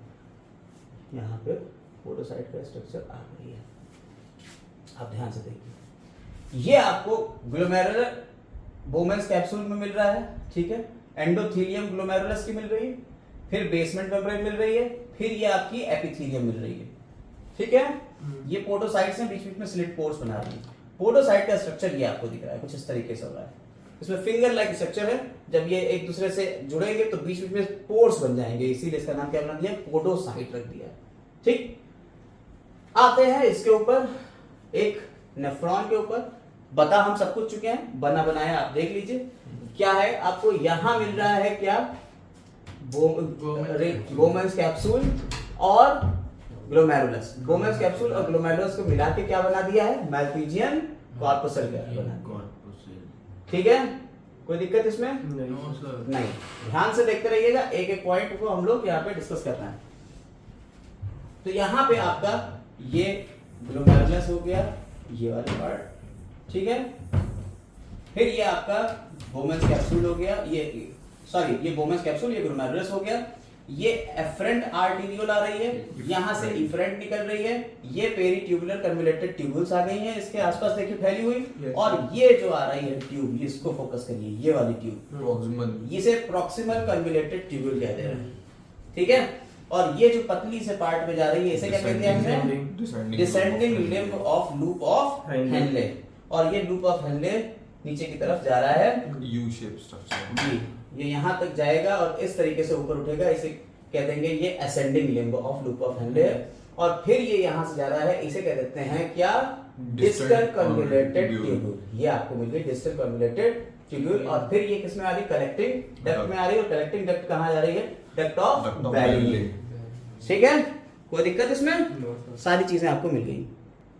देख, फिर इधर से आपकी पेरीट्यूबुलर कैपिलरी हो गई। और पेरीट्यूबुलर कैपिलरीज जब आगे सब एक दूसरे के साथ में जुड़ रही है तो वेन्यूल बना रही है, वेन्यूल से वेन बन रही है, रीनल वेन में चला जा रहा है, ठीक। कोई दिक्कत नहीं। ये तो आपका नेफ्रॉन का जो हम पहले ही डिस्कस कर चुके थे वो है डायग्राम। यहां पे भी देखिए, ये आपको और थोड़ा क्लियरिटी दे रहा है, एफरेंट इफरेंट सारी आर्टरी और ये सब चीजें। इसको जरा पकड़िएगा, यहां से पॉइंट पकड़ना थोड़ा शुरू करिएगा। ये जो आपका पीसीटी है, प्रॉक्सिमल कन्वोल्यूटेड ट्यूब्यूल, ये किसकी बनी हुई है, इसकी अगर सेल्स देखिए तो कैसी है, क्यूबॉइडल एपिथेलियम। क्वेश्चन पूछ सकते हैं क्यूबॉइडल एपिथेलियम कहां मिलती है, तो यहां मिलती है। और इसके पास में, इसके अंदर, अभी आपको डायग्राम से दिखाएंगे, ये क्यूबॉइडल एपिथेलियम जो है उसमें अगर आप देखिए प्रॉक्सिमल कन्वोल्यूटेड ट्यूब्यूल में माइटोकॉन्ड्रिया भरे पड़े हुए हैं, दिख रहा है। और इसमें देखिए माइक्रोविलाई देखने को मिल रही है, ठीक है। एनिमल सेल में आपको माइक्रोविलाई देखने को मिलती है, आपको वो सारी चीजें यहाँ शो हो रही हैं, बहुत अच्छे से आपको मिल रहा है देखने। इस पॉइंट को पकड़िएगा यहाँ से। तो प्रॉक्सिमल कन्वोल्यूटेड ट्यूब्यूल में आपको ये मिल रही हैं जिसमें माइटोकॉन्ड्रिया बहुत ज्यादा है और क्यूबॉइडल एपिथेलियम। फिर लूप ऑफ हेनले में आप जब आते हैं डिसेंडिंग लिम्ब में, तो देखिए माइटोकॉन्ड्रिया कम हो गए। फिर लूप ऑफ हेनले में असेंडिंग लिम्ब में फिर थोड़े बहुत माइटोकॉन्ड्रिया आ गए। फिर डस्टल कन्वोल्यूटेड ट्यूब्यूल में देखिए फिर माइटोकॉन्ड्रिया आ गए। और कलेक्टिंग डक्ट में माइटोकॉन्ड्रिया फिर कम हो गए, दिख रहा है। माइटोकॉन्ड्रिया के ऊपर हम इतना क्यों फोकस करना है भाई साहब, ये एक्टिव ट्रांसपोर्ट करा देंगे, चीजों को एब्जॉर्ब कराने में एनर्जी देंगे, पावर हाउस, हाँ ये एनर्जी देंगे चीजों को रीएब्जॉर्ब कराने में, ठीक है। अभी अपन लोगों ने जो इधर थे, यहाँ हटा देना इसको, तो यहाँ देखिएगा, हम लोगों ने जब यहाँ पे बात करी थी नेफ्रॉन का डायग्राम, यहाँ तो पहली बात हमने क्या करी, यहाँ पे सबसे पहला पॉइंट यहाँ हमने डिस्कस किया कि जब ब्लड यहां से आएगा तो प्रेशर डिफरेंस होगा। अभी हम प्रेशर डिफरेंस बताएंगे, कई तरीके के प्रेशर्स होते हैं, उनका पूरा एक डिफरेंस आएगा और उसकी वजह से नेट प्रेशर जो आएगा उसकी वजह से यहाँ फिल्टर होगा। ब्लड से फिल्टर क्या होगा, ब्लड से क्या निकलेगा, प्लाज्मा और बहुत सारी चीजें उसके साथ में घुली हुई प्रोटीन्स वगैरह जो छोटे होंगे वो निकल जाएंगे। और प्लाज्मा के अंदर आपका क्या होता है, अरे प्लाज्मा में वाटर होता है, ग्लूकोज होता है, डब्ल्यूबीसी नहीं आएंगे, फिल्टर नहीं होंगे, आरबीसी नहीं होंगे, डब्ल्यूबीसी नहीं होंगे, प्लेटलेट्स नहीं होंगी, बड़े प्रोटीन्स नहीं होंगे। यहाँ पे जो फिल्टर होगा वो प्लाज्मा होगा, प्लाज्मा के साथ में आपका खाने पीने की चीजें होंगी, एक्सक्रीटरी सब्सटेंसेस होंगे, विटामिन्स होंगे, ठीक है, जो पानी में घुले हुए विटामिन है वो होंगे, हार्मोन्स होंगे, बहुत सारी चीजें यहाँ आ जाएंगी। अबे सारी चीजें तो यहाँ फिल्टर हो गई, हमें तो सारी चीजें यहाँ से निकल जाएंगी, तो क्या होगा, यहाँ की जो सेल्स होंगी, ये सेल्स जो ब्रश बॉर्डर अपीयरेंस दे रही है यहाँ कर लेंगे जो काम, ये इसे रीएब्सॉर्ब करेंगी, इसे क्या करेगी, रीएब्सॉर्ब करेंगी, फायदे की चीजों को रीएब्सॉर्ब करेंगी। सर जो जो थोड़ा ऊपर कर लीजिए। जो नुकसान वाली चीजें हैं उनका क्या होगा यहाँ पे, एक मिनट, जो नुकसान वाली चीजें हैं उसका क्या होगा, नुकसान वाली चीजें आगे बढ़ जाएंगी, ठीक है, नुकसान वाली चीजें अब आगे बढ़ जाएंगी, ठीक। ये जो नुकसान वाली चीजें आगे बढ़ रही हैं ये आगे जाके निकल जाएंगी, फायदे वाली चीजें रीअब्सॉर्ब होगी। तो सबसे पहला काम आपका क्या हुआ, सबसे पहला काम यहाँ से फिल्टर हुआ, इसे कहते हैं अल्ट्रा फिल्ट्रेशन। फिल्ट्रेशन, ठीक, अल्ट्रा फिल्ट्रेशन, कोई दिक्कत? No sir. दूसरा क्या हो रहा है, सेलेक्टेड चीजें जो हैं वो रीअब्सॉर्ब हो रही हैं, वो यहां से भी होंगी, यहां से भी होंगी, यहां से भी होंगी, हर जगह से होंगी क्योंकि हर तरफ वैल्यूल फैली हुई है। तो सिलेक्टिव रीएब्सॉर्प्शन, ठीक।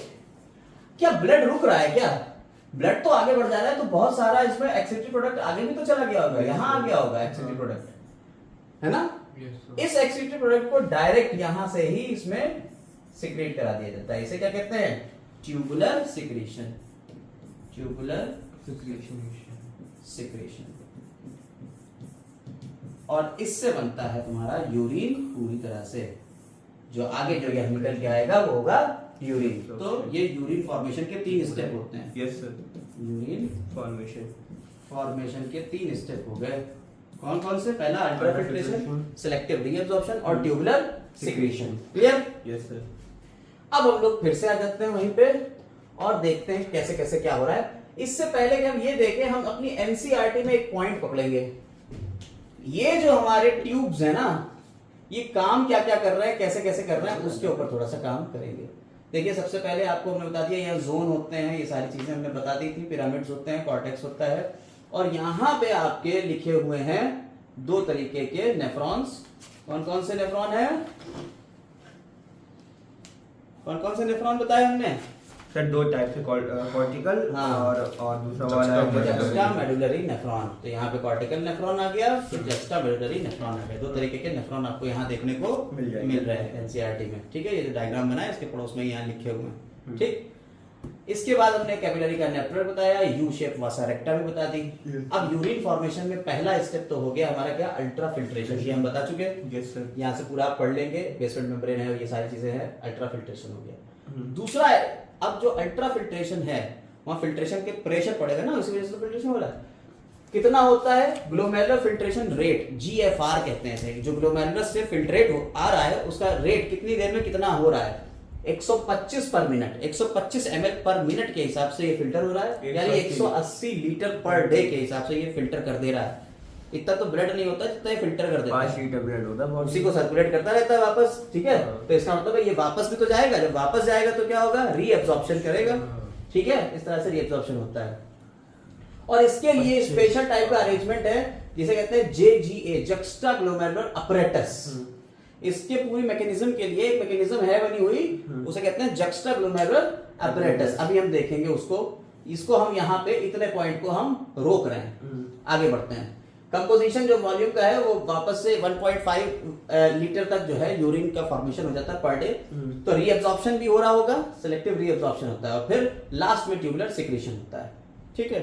हम इस पॉइंट को अभी रोक दिए, ठीक, जेजीए, जक्स्टा ग्लोमेरुलर अपरेटस, उसको हम डिटेल में भी पढ़ाएंगे। आते हैं फंक्शंस, ट्यूब्यूल्स के फंक्शन। देखिए यही पॉइंट हमने आपको बताया, पीसीटी डीसीटी के फंक्शंस, ये बहुत इंपॉर्टेंट पॉइंट है। यहां से क्वेश्चन काफी पूछे जाते हैं और अक्सर हम लोग भूल भी जाते हैं, रट नहीं पाते हैं इसको, तो हमें इसको याद भी कर लेना है। ये हम आपको बता दे रहे हैं कि हमें याद करना है। पीसीटी यानी प्रॉक्सिमल कन्वर्टेड ट्यूब्यूल्स होती है, वो सिंपल क्यूबॉइडल एपिथेलियम की होती है और ब्रश बॉर्डर इसमें देखने को मिल रहा है। अभी मैंने आपको बता दिया कि ब्रश बॉर्डर अपीयरेंस मिलता है, ठीक है। पीसीटी में जो हमने आपको यहाँ पे बताया था, जो सेल है इसमें माइक्रोविलाई है, तो ये कैसे बन रहा है, ब्रश बॉर्डर अपीयरेंस दे रहा है, तो इसलिए ये ब्रश बॉर्डर अपीयरेंस दे रहा है, जो कि इस वजह से सरफेस एरिया बढ़ रहा है और रीअब्सॉर्प्शन हो रहा है, ठीक है। Nearly all the essential nutrient, लगभग 70 से 80% इलेक्ट्रोलाइट और वाटर रीअब्सॉर्ब होता है इस सेगमेंट में। क्वेश्चन पकड़िएगा जरा, ऑल न्यूट्रिएंट जितने भी खाने की चीजें थी, 70 से 80% इलेक्ट्रोलाइट्स और पानी यहां से बहुत सारा रीअब्सॉर्ब हो जाता है।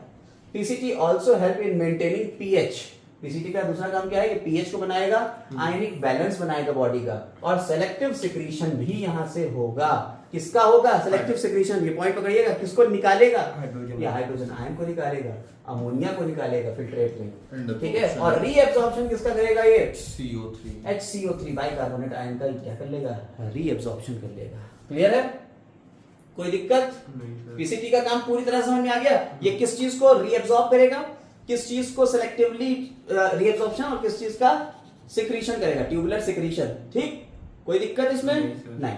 अब आ जाते हैं लूप ऑफ हेनले के ऊपर। लूप ऑफ हेनले जो होता है, यहां रीएब्जॉर्प्शन, देखिए लूप ऑफ हेनले को हम फिर बांट रहे हैं दो पार्ट में।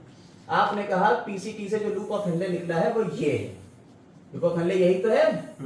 लूप ऑफ हेनले का ये वाला जो लिम्ब ऐसे कहते हैं descending limb, descending limb of loop of Henley, और ये वाला जो ऐसे कह देते हैं एसेंडिंग लिम्ब। ठीक है, descending limb of loop of Henley से क्या चीजें रीअब्सॉर्ब होंगी, तो सिर्फ और सिर्फ वाटर। एसेंडिंग लिम्ब से क्या होगा, सोडियम और क्लोरीन। ठीक है, इलेक्ट्रोलाइट्स होंगे, याद रखिएगा। डिसेंडिंग लिम्ब से सिर्फ और सिर्फ पानी रीअब्सॉर्ब होगा, इससे इलेक्ट्रोलाइट्स रीअब्सॉर्ब होंगे। तो यहां पे यही रीजन बहुत सिग्निफिकेंट रोल प्ले करता है, किसमें, maintenance of high osmolarity medullary interstitial fluids में। ठीक है, अब हम अभी मेडुलरी इंटरस्टिशियल फ्लूइड क्या होता है उसको पहले डिस्कस कर लें। यहाँ पे एक नया नाम आ गया ना, मेडुलरी इंटरस्टिशियल फ्लूइड। आइए देखें ये क्या होता है। देखिए, आपने कहा कि आपका ये मेडुला था, मेडुला रीजन ये था, और इसमें थे आपके कौन, पिरामिड्स और नेफ्रॉन। नेफ्रॉन्स थे, और नेफ्रॉन्स ये इस तरीके से है, ये ऐसे। ठीक, ऐसे ही यहां नेफ्रॉन है।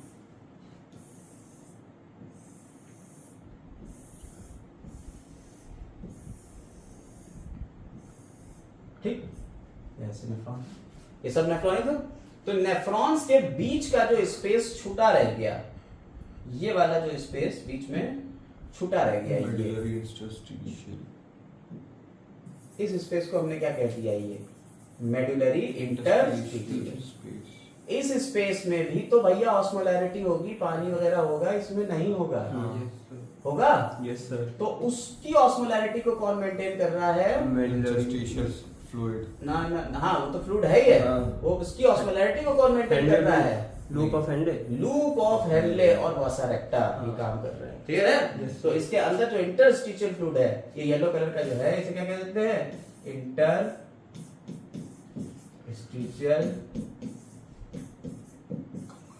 फ्लूइड। ठीक, इंटरस्टिशियल फ्लूइड को कौन मेंटेन कर रहा है, वासा रेक्टा और लूप ऑफ हेनले, इसकी ऑस्मोलैरिटी को मेंटेन करेंगे। ठीक, आ जाते हैं वापस इसके ऊपर। तो रीअब्सॉर्प्शन यहां पे मिनिमम होता है। ठीक है, कहां, minimum in its ascending limb. Ascending limb में सबसे कम होगा। हाउएवर ये सिग्निफिकेंट रोल प्ले कर रहा है maintenance of high osmolarity of medullary interstitial fluid. Descending limb loop of Henley का क्या करता है, किसके लिए परमिएबल है, बताया अभी हमने, किसके लिए, Water. पानी के लिए, but Impermeable. Almost impermeable to electrolytes. ठीक है, यहां सिर्फ पानी होगा, इलेक्ट्रोलाइट्स नहीं, और इधर उल्टा होएगा। इधर इलेक्ट्रोलाइट। हाँ, इसकी वजह से क्या होता है, कॉन्सेंट्रेट हो जाता है। देखिए, जब किसी भी चीज से पानी निकाल लिया जाएगा, जो लिक्विड, जैसे आपका अभी हमने क्या बताया आपको, यहां पे हमने आपको बताया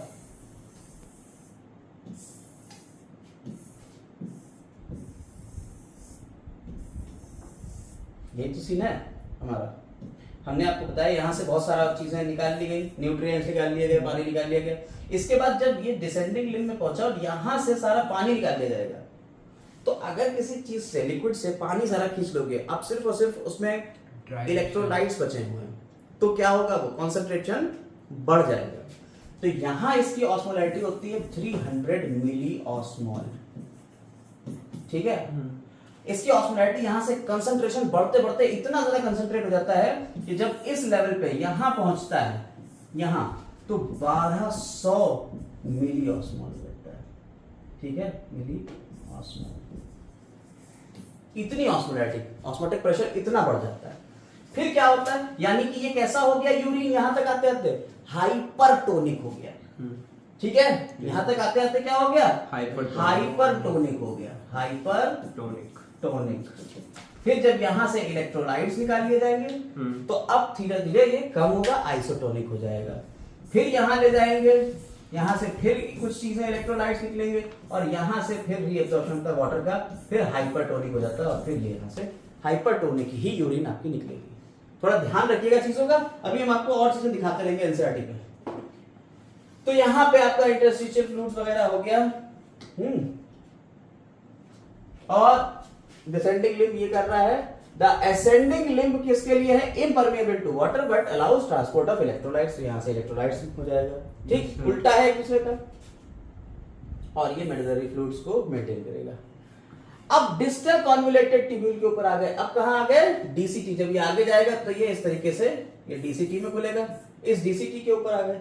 अब डीसीटी क्या होता है, ये कंडीशनल रीअब्जॉर्प्शन करती है बेटा, कंडीशनल रीअब्जॉर्प्शन। हमने आप लोगों को हार्मोन्स बताए थे और हार्मोन्स में एक नाम बताया था एडीएच, एंटी डायूरेटिक हार्मोन, याद आया वो नाम? वो जो एंटी डायूरेटिक हार्मोन है एडीएच, वो क्या करेगा, वो कंडीशनल रीअब्जॉर्प्शन कराएगा। जब पानी की कमी होगी तो एडीएच निकलेगा और यहां से रीअब्जॉर्प्शन कराएगा, पानी को खींच लेगा। तो कंडीशनल रीअब्जॉर्प्शन कहां से होगा, डीसीटी से। वो यहाँ क्या कर रहा है, सोडियम को और वाटर को अपटेक कर रहा है, जबकि रीअब्जॉर्प्शन कर सकता है HCO3 का भी, और सेलेक्टिव सिक्रीशन किसका कर रहा है, हाइड्रोजन पोटेशियम आयन का और अमोनिया का, to maintain pH and sodium potassium balance. Clear? ये पॉइंट इनके पकड़ लीजिएगा ध्यान से, ठीक है? इनके पॉइंट आपको ध्यान से पकड़ना है। अगर ये पॉइंट नहीं पकड़े तो फिर दिक्कत हो जाएगी। ठीक है, कौन सी चीज क्या कर रही है ये हमें पता होना चाहिए। अब इसको जरा यहां देखिए आप ध्यान से,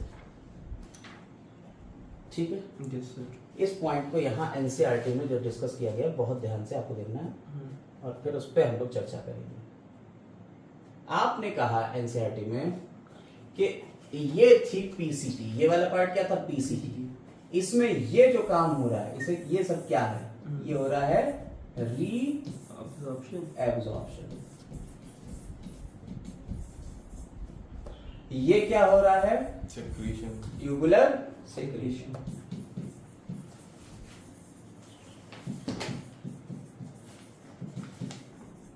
इधर पकड़िए, ये डीसीटी है, डीसीटी में क्या हो रहा है, रीअब्जॉर्प्शन। और ये क्या हो रहा है, ट्यूबुलर सिक्रीशन। ठीक है, यस सर। नीचे हो रहा है अल्ट्राफिल्ट्रेशन, यहां वाटर का रीअब्जॉर्प्शन चल रहा है। ठीक है, ये वाटर का क्या हो रहा है, रीअब्जॉर्प्शन। ये NaCl रीअब्जॉर्प्शन।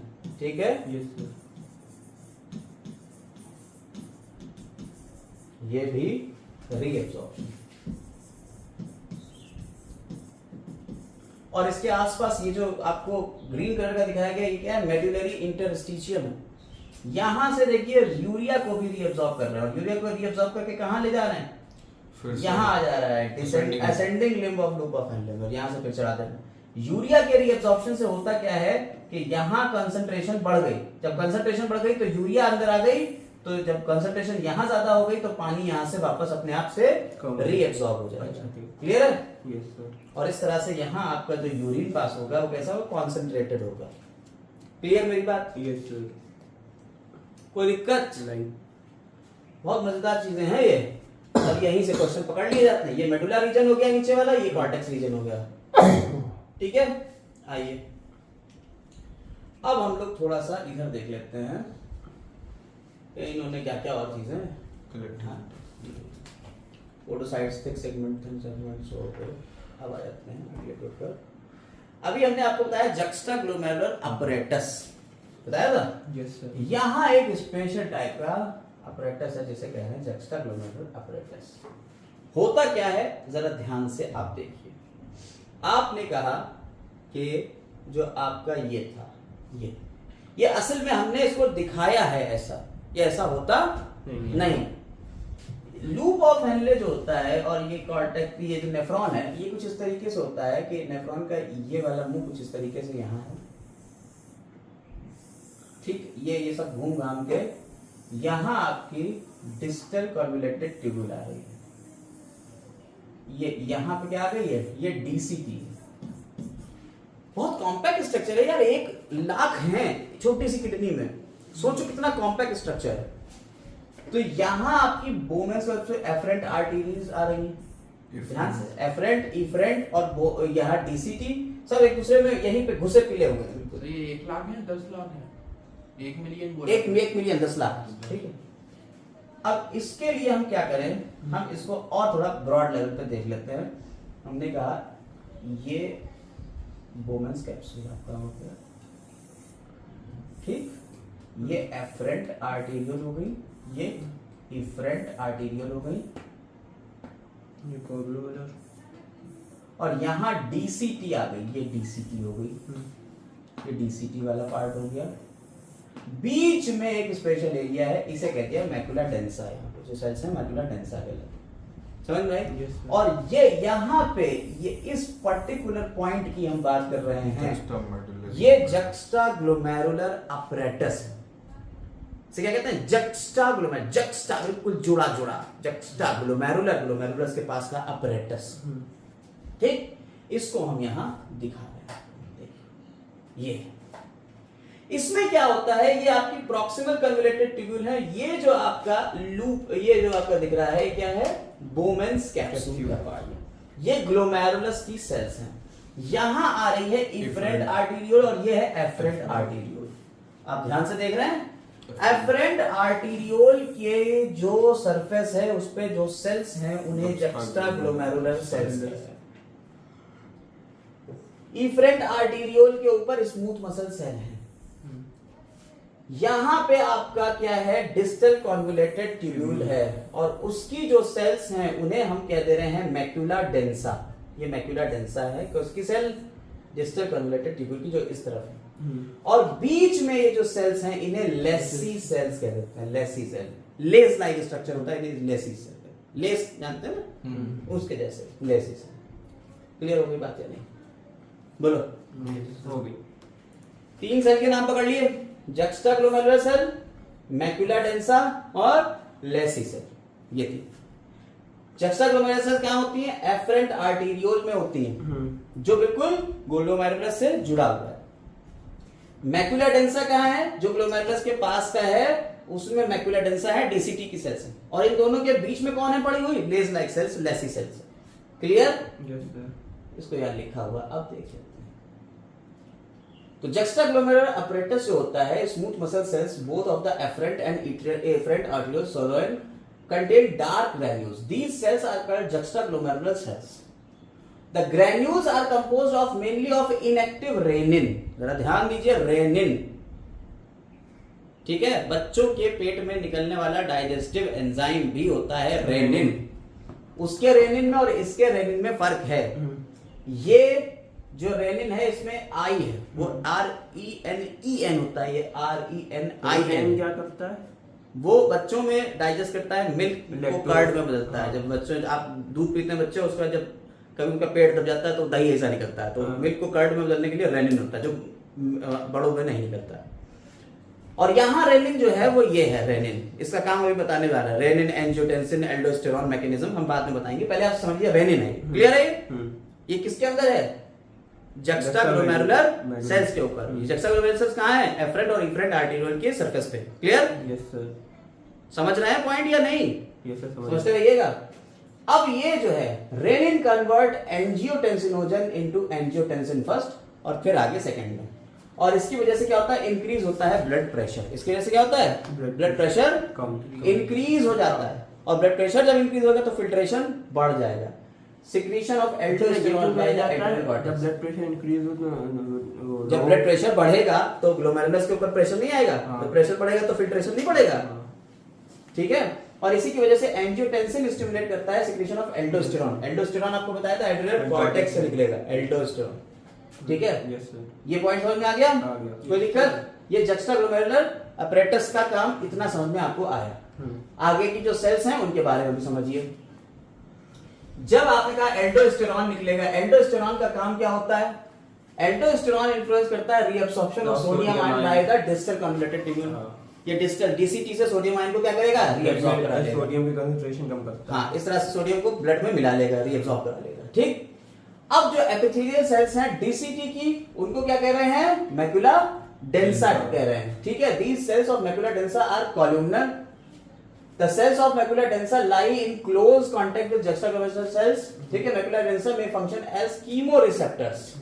ठीक है, feeding information to the juxtaglomerular cells. ये कीमोरिसेप्टर की तरह है, ये जक्स्टाग्लोमेरुलर सेल्स को फीड करेंगे इंफॉर्मेशन। ठीक है, juxtaglomerular cells and macula densa together called juxtaglomerular apparatus और complex। और जो बीच में लेसी सेल है उनका फंक्शन अभी तक पता ही नहीं है। कोई दिक्कत इसमें? नहीं सर, जरा सी भी नो सर, मतलब सर लेसी सेल्स की अब तक वही नहीं हुआ अभी है। मतलब अरे वो कह रहे हैं कि ऐसा हो सकता है कि ये करती हो वो करती हो, लेकिन उसके बारे में कोई बात नहीं है ना। नीट में आपसे इतना पूछना डिटेल में जाकर, वो सिर्फ आपको ये juxtaglomerular cells या जक्स्टाग्लोमेरुलर अपरेटस के बारे में पूछेंगे। तो जक्स्टाग्लोमेरुलर अपरेटस क्या करा रहा है? जेजी सेल्स रेनिन निकाल रहे हैं। रेनिन क्या कर रहा है? एंजियोटेंसिनोजन को एंजियोटेंसिन फर्स्ट में फिर एंजियोटेंसिन सेकंड में बदल रहा है। एंजियोटेंसिन सेकंड क्या कर रहा है? एड्रिनल कॉर्टेक्स से एल्डोस्टेरॉन निकाल रहा है। एल्डोस्टेरॉन क्या कर रहा है? एड्रिनल कॉर्टेक्स से कह रहा है, जो एल्डोस्टेरॉन निकला है वो कह रहा है ब्लड से रीअब्सॉर्प्शन करो डीसीटी से, किसका? सोडियम आयंस का। क्लियर है? यस सर, एक दूसरे से लिख समझ में आया? आ गया। क्या कहा हमने? रेनिन किससे निकला? जेजी से, JG जक्स्टाग्लोमेरुलर सेल्स से। रेनिन का काम क्या होता है? एंजियोटेंसिनोजन फर्स्ट को एंजियोटेंसिन सेकंड में बदलना। एंजियोटेंसिनोजन को एंजियोटेंसिन फर्स्ट, एंजियोटेंसिन फर्स्ट को एंजियोटेंसिन सेकंड में। एंजियोटेंसिन सेकंड क्या कर रहा है? एल्डोस्टेरॉन को निकाल रहा है एड्रिनल कॉर्टेक्स से, एड्रिनल कॉर्टेक्स से। और एल्डोस्टेरॉन क्या करता है? Reabsorption of sodium ion, reabsorption कर रहा है सोडियम आयन का। कहां पे? डिस्टल कॉन्वॉल्यूटेड डीसीटी में, डिस्टल कन्वॉल्यूटेड ट्यूब्यूल। क्लियर हो गया? वो जो पॉइंट अभी हमने एनसीईआरटी में छोड़ा था वो हो गया पूरा। और इनमें मैक्युलर सेल्स होता है और इसमें मैक्युला डेंसा सेल्स भी होते हैं। ठीक, कीमोरिसेप्टर्स ये कीमोरिसेप्टर की तरह है, ये फीड करेंगे इंफॉर्मेशन कि भाई साहब ये इसमें कंसंट्रेशन कम है या ज्यादा है। ठीक, 2 मिनट रुक जाइए। टाइप्स ऑफ नेफ्रॉन हमने बता दिए, 2 तरीके के हैं, जक्स्टामेडुलर नेफ्रॉन्स और कॉर्टिकल नेफ्रॉन। आप देख लीजिए, कॉर्टिकल नेफ्रॉन छोटा कॉर्टेक्स है इनका। जक्स्टामेडुलर नेफ्रॉन में यहाँ देखिए ये पूरा अंदर तक है, लूपा फेल्ले इसका बड़ा, इसका लूपा फेल्ले छोटा। यहाँ फिल्ट्रेशन ज्यादा होगा, यानी यूरिन में मेन फॉर्मेशन में यही काम करेगा, ये नहीं करेगा। ठीक है, इसके ऊपर डिफरेंस भी दिए हुए हैं, आप देख सकते हैं यहाँ पे कितने कितने परसेंट होते हैं। देखिए कॉर्टिकल नेफ्रॉन 85% है, लिखवा दिया। जक्स्टामेडुलर नेफ्रॉन 15% है। ये डिफरेंस दिए हुए हैं, ये 15% होते हैं, ये 85% होते हैं। Glomeruli lie close to the inner margin of the cortex, lie outer cortex. They are larger in size, यहाँ smaller in size. Loop of Henle very long, extend deep into medulla. और यहाँ लूप ऑफ हेनले शॉर्ट होता है, extend very little into medulla. ये control करते हैं plasma volume और blood supply water की। यहाँ पे होता है control plasma volume when water supply is normal. यहाँ जब वाटर सप्लाई शॉर्ट हो जाएगी तब, यहाँ वाटर सप्लाई जब नॉर्मल हो जाएगी तब ये मेंटेन करेंगे। ठीक, यस सर। अब आते हैं किसके ऊपर बेटा? प्रेशर के ऊपर। जो हमने कहा ग्लोमेरुलर फिल्ट्रेशन रेट आ रहा है, जीएफआर, जो आपने कहा 125 पर मिनट हो रहा है, 125 ml, वो कैसे बनता है? प्रेशर्स के ऊपर काम करते हैं। तो नॉर्मली क्या होता है? Small arteries and efferent arteries, arteriole pressure कितना है? 100 mmHg होता है। ठीक है, यस सर, ध्यान से देखते रहिएगा। फिर दूसरा आता है प्रेशर, कौन सा? Glomerular hydrostatic pressure. ये क्या है? The blood pressure in the glomerulus, it is about 60 mm of Hg। ये कौन सा है? Glomerular hydrostatic pressure. फिर ब्लड कोलाइडल ऑस्मोटिक प्रेशर, ये क्या होता है? It is exerted by the plasma protein in glomeruli. Glomerulus के अंदर प्लाज्मा के प्रोटीन है, वो जो प्रेशर एक्सर्ट कर रहा है वो कितना है? It is about 32 mmHg। ठीक है, दिस प्रेशर अपोजेस फिल्ट्रेशन, ये फिल्ट्रेशन को क्या करेगा? अपोज करेगा। फिर आता है कैप्सुलर हाइड्रोस्टैटिक प्रेशर। ये किसमें होगा? वुमेन्स कैप्सूल के अंदर हाइड्रोस्टैटिक प्रेशर होगा। ये क्या कर रहा है? ये भी बैक प्रेशर बना रहा है, कितना? 18 mm of Hg का। 50। तो बोथ BCOP यानी blood colloidal osmotic pressure and capsular hydrostatic pressure, ये अपोज करेंगे फिल्ट्रेशन का।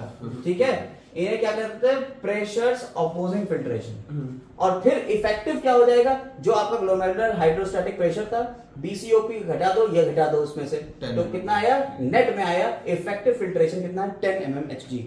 याद रखिएगा कितना होता है, 10 mm ऑफ Hg होता है, जिससे कितना फिल्ट्रेशन होता है, 125 ml पर डे, ठीक है, पर मिनट इतना कर लेता है। इस प्रेशर से 125 ml पर मिनट के हिसाब से चलता है। फिल्ट्रेशन फ्रैक्शन क्या होता है, कभी कभी ये क्वेश्चन भी पूछा जा सकता है, तो क्या होता है, the filtration of the fraction of the part of the renal plasma which becomes filtrate, यानी कि प्लाज्मा का जो पार्ट है जो फिल्ट्रेट बन रहा है उसे फिल्ट्रेशन फैक्टर कह देते हैं, ठीक है, उसे फिल्ट्रेशन फ्रैक्शन कहते हैं। इस ये क्या आता है, it is the ratio between renal plasma flow and glomerular filtrate. तो रीनल प्लाज्मा फ्लो कितना हुआ, उसमें से कितना फिल्ट्रेट बना, मल्टीप्लाई बाय 100, उसे फ्रैक्शन कह दिया, और ये आ गया 19.2%। क्लियर? लगभग नॉर्मली 15 से 20% रहता है। यूरिन फॉर्मेशन हमने आपको बता दिया, अल्ट्रा फिल्ट्रेशन हो गया, ठीक, सेलेक्टिव रीअब्सॉर्प्शन हो गया, ट्यूबुलर सिक्रीशन हो गया, बता दिया है, ठीक, यूरिन फॉर्मेशन हो गया। अब भाई साहब हाइपरटोनिक, हाइपोटोनिक, आइसोटोनिक हम आपको बता चुके हैं। अब जरा हम उस पे आ जाते हैं वापस आपके एनसीईआरटी के ऊपर, और वहां पे थोड़ा सा चर्चा कर लेते हैं यूरिन फॉर्मेशन की, क्योंकि वहां कंसंट्रेशन ऑफ यूरिन की बात आ रही है। अगला टर्म जो हमारा है, mechanism of concentration of filtrate, तो फिल्ट्रेट का कंसंट्रेशन है उसके ऊपर, ठीक, बहुत सिंपल है यार, ज्यादा नहीं। आप एक ही चीज को घुमा घुमा के 3-4 बार पढ़ चुके हो अभी। मैकेनिज्म कैसे होती है, देखिए आपने कहा mammals have ability to produce concentrate urine, हमने आपको बता दिया कंसंट्रेशन होती है यूरिन की। ये क्यों हो रही कंसंट्रेशन, काउंटर करंट मैकेनिज्म की वजह से। और काउंटर करंट मैकेनिज्म कैसे होती है, आप देखिए, the flow of filtrate in the two limbs of loop of Henley is in opposite direction. आपने कहा लूप ऑफ हेनले में जब इधर से आता है लूप ऑफ हेनले, ये ऐसे आया, ठीक, ऊपर से आ रहा है, ये आ रहा है, ये आ रहा है, ये आ रहा है, ये आ रहा है, ये। तो फ्लो कैसा है, ऑपोजिट डायरेक्शन में, एक में इधर आ रहा है और दूसरे में इधर जा रहा है, दोनों लिम्स में। ऐसे ही जब वासा रेक्टा को देखते हैं उसमें उधर तो कैपिलर, पेरीट्यूबुलर कैपिलरी नेटवर्क का पार्ट है ये, तो उसमें यहां से आएगा, यहां से आएगा, यहां से आएगा, यहां से आएगा, यहां से जाएगा। ये भी एक दूसरे के काउंटर में इसका करंट है, दोनों में कैसा है, काउंटर करंट। अब इन दोनों को अगर सुपर इंपोज कर दो, एक दूसरे के ऊपर रख दो, देखो इसको यहां अगर दिखाएं तो बहुत अच्छे से दिखा सकते हैं, अपने पास यहाँ थोड़ा एनिमेशन का सीन बन सकता है। आपने कहा ये कौन है, loop of Henle, loop of Henley, इसमें यहां से ये ऐसे जा रहा है, ठीक है, और आपने ये कह दिया ये है वासा रेक्टा।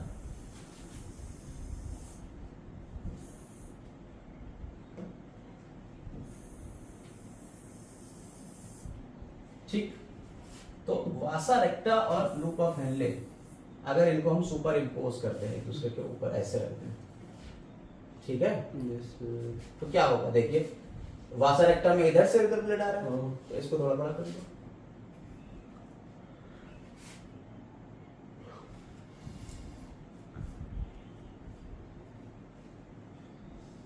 अरे हटाओ इसको, इसी को कॉपी करके बस वो चेंज कर दीजिए इसी में। अब इसको यहाँ तुम्हें पता तो चली गया, ऐसे आ गया, इसको यहाँ बना देंगे,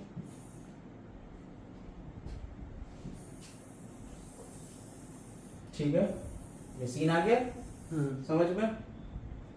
यहां ब्लड ऐसे बह रहा है, ठीक है, यस सर, और बीच का जो पार्ट है उसे हमने क्या कह दिया है, ये मेडुला का पार्ट है भाई, ये मेडुला के अंदर ही तो धसा हुआ है ना, यस सर, इसे क्या कह दिया, मेडुलरी इंटरस्टिशियल फ्लूइड, इंटरस्टिशियम कह दो, या मेडुलरी इंटरस्टिशियल फ्लूइड उसमें भरा होगा, ठीक है, कोई दिक्कत इसमें, समझ में आ गया पूरा। Yes sir.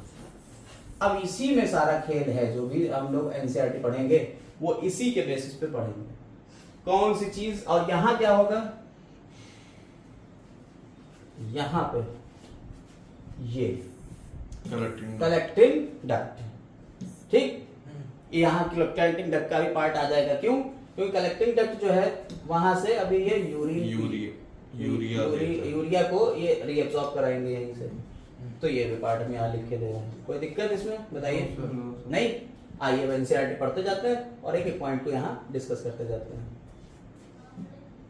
ठीक है, देखिए the flow of blood through the two limbs of vasa recta is also in counter current pattern. ठीक, बता दिया दोनों काउंटर करंट में। The proximity between loop of Henle and vasa recta as well as the counter current in them help maintaining and increasing osmolarity towards inner medullary interstitium. समझ में आ गई बात? यानी कि दोनों की प्रॉक्सिमिटी एक दूसरे के पास पास है और दोनों में काउंटर करंट चल रहा है। इस वजह से क्या हो रहा है, जो इंटरस्टिशियल फ्लूइड है उसके अंदर ऑस्मोलैरिटी को वो मेंटेन कर रहा है। क्लियर?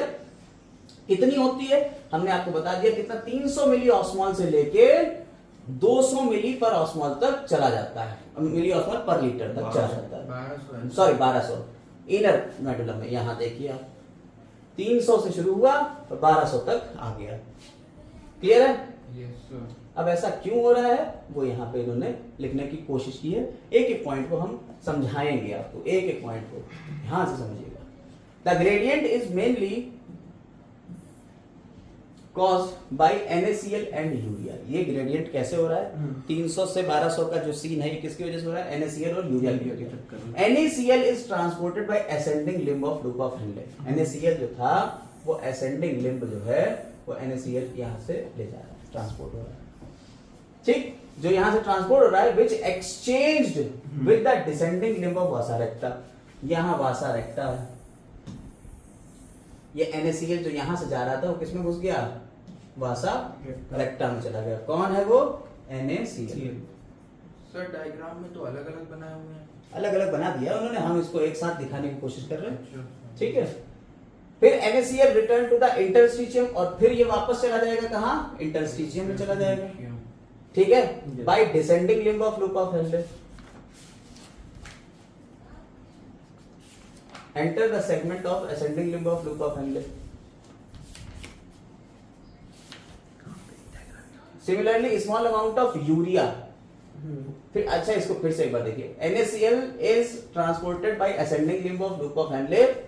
ठीक है, ascending limb of loop of Henle which is transported back to the interstitium by collecting tubule. अब वापस से कहां चला जाएगा? कलेक्टिंग ट्यूब्यूल में चला जाएगा वापस से। कलेक्टिंग ट्यूब्यूल अभी हमने दिखाई थी, इस तरफ वो कलेक्टिंग वापस चला जाएगा। एक मिनट, अच्छा थोड़ा सा पढ़ने में दिक्कत होती है। NaCl जो होता है is transported by ascending limb of loop of Henle which is exchanged by descending limb of vasa recta। तो ठीक, NaCl return to interstitium और फिर interstitium में चला जाएगा by ascending portion of vasa recta। ठीक, बेसिकली ascending portion से जो ये ऊपर जा रहा है इससे कहाँ चला जाएगा? वापस से इंटरस्टिशियम में चला जाएगा। क्लियर हो गई बात? ठीक है, ये इंटरस्टिशियम दिख रहा है।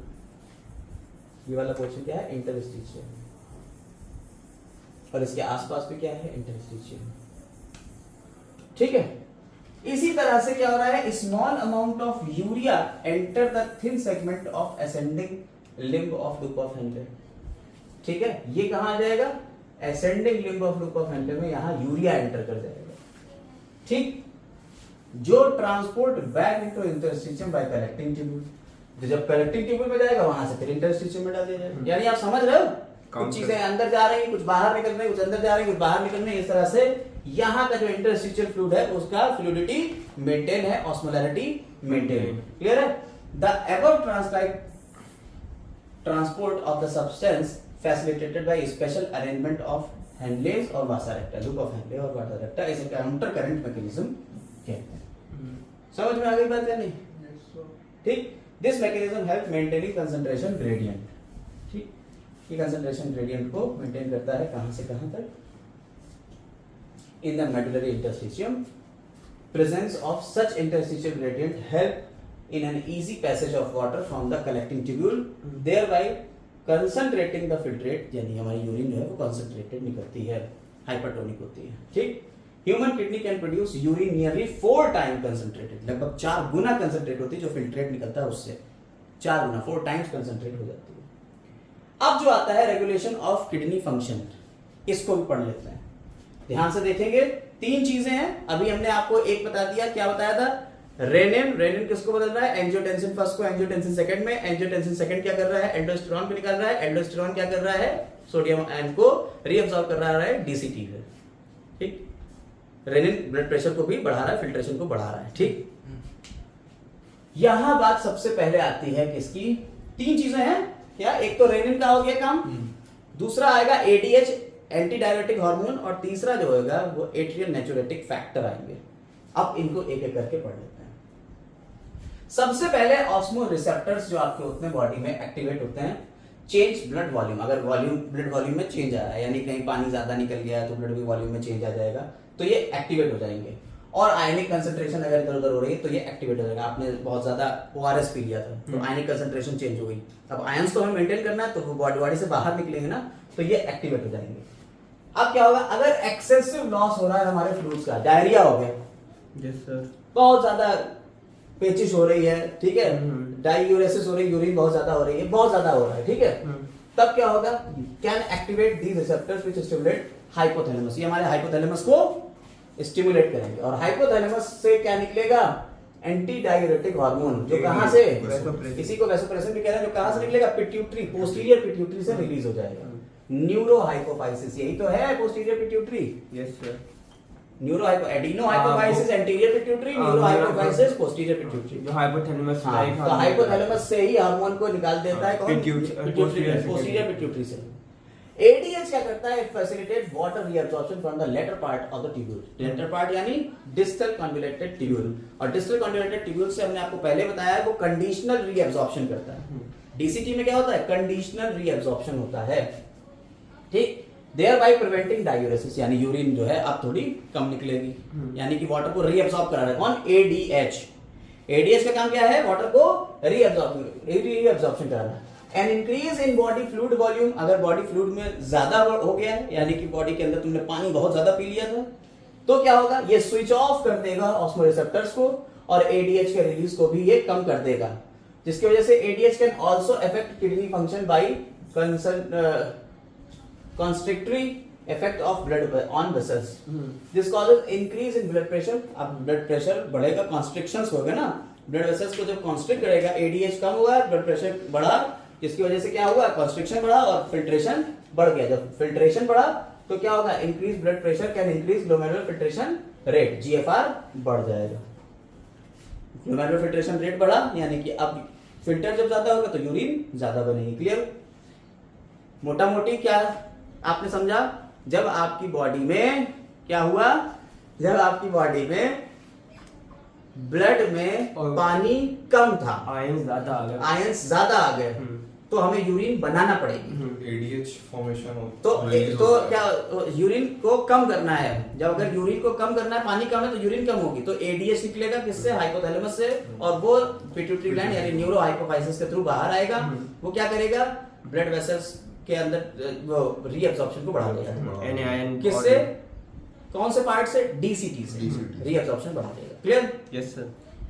और साथ ही साथ जब ये कम होगा तो ब्लड वेसल्स में कॉन्स्ट्रिक्शन होगा। जब कॉन्स्ट्रिक्शन होगा, जब पानी में हमारे फ्लूइडिटी ज्यादा हो जाएगी, पानी में जब ब्लड में फ्लूइडिटी ज्यादा, पानी ज्यादा, तो क्या होगा? एडीएच को कॉन्स्ट्रिक्शन हो जाएगा, एडीएच बंद हो गया, अब कॉन्स्ट्रिक्शन होगा, ब्लड वेसल्स हो जाएगा, कॉन्स्ट्रिक्शन होगा, ब्लड प्रेशर बढ़ेगा, फिल्ट्रेशन रेट बढ़ जाएगा, फिल्ट्रेशन रेट बढ़ेगा तो फिर यूरिन का फॉर्मेशन बढ़ जाएगा।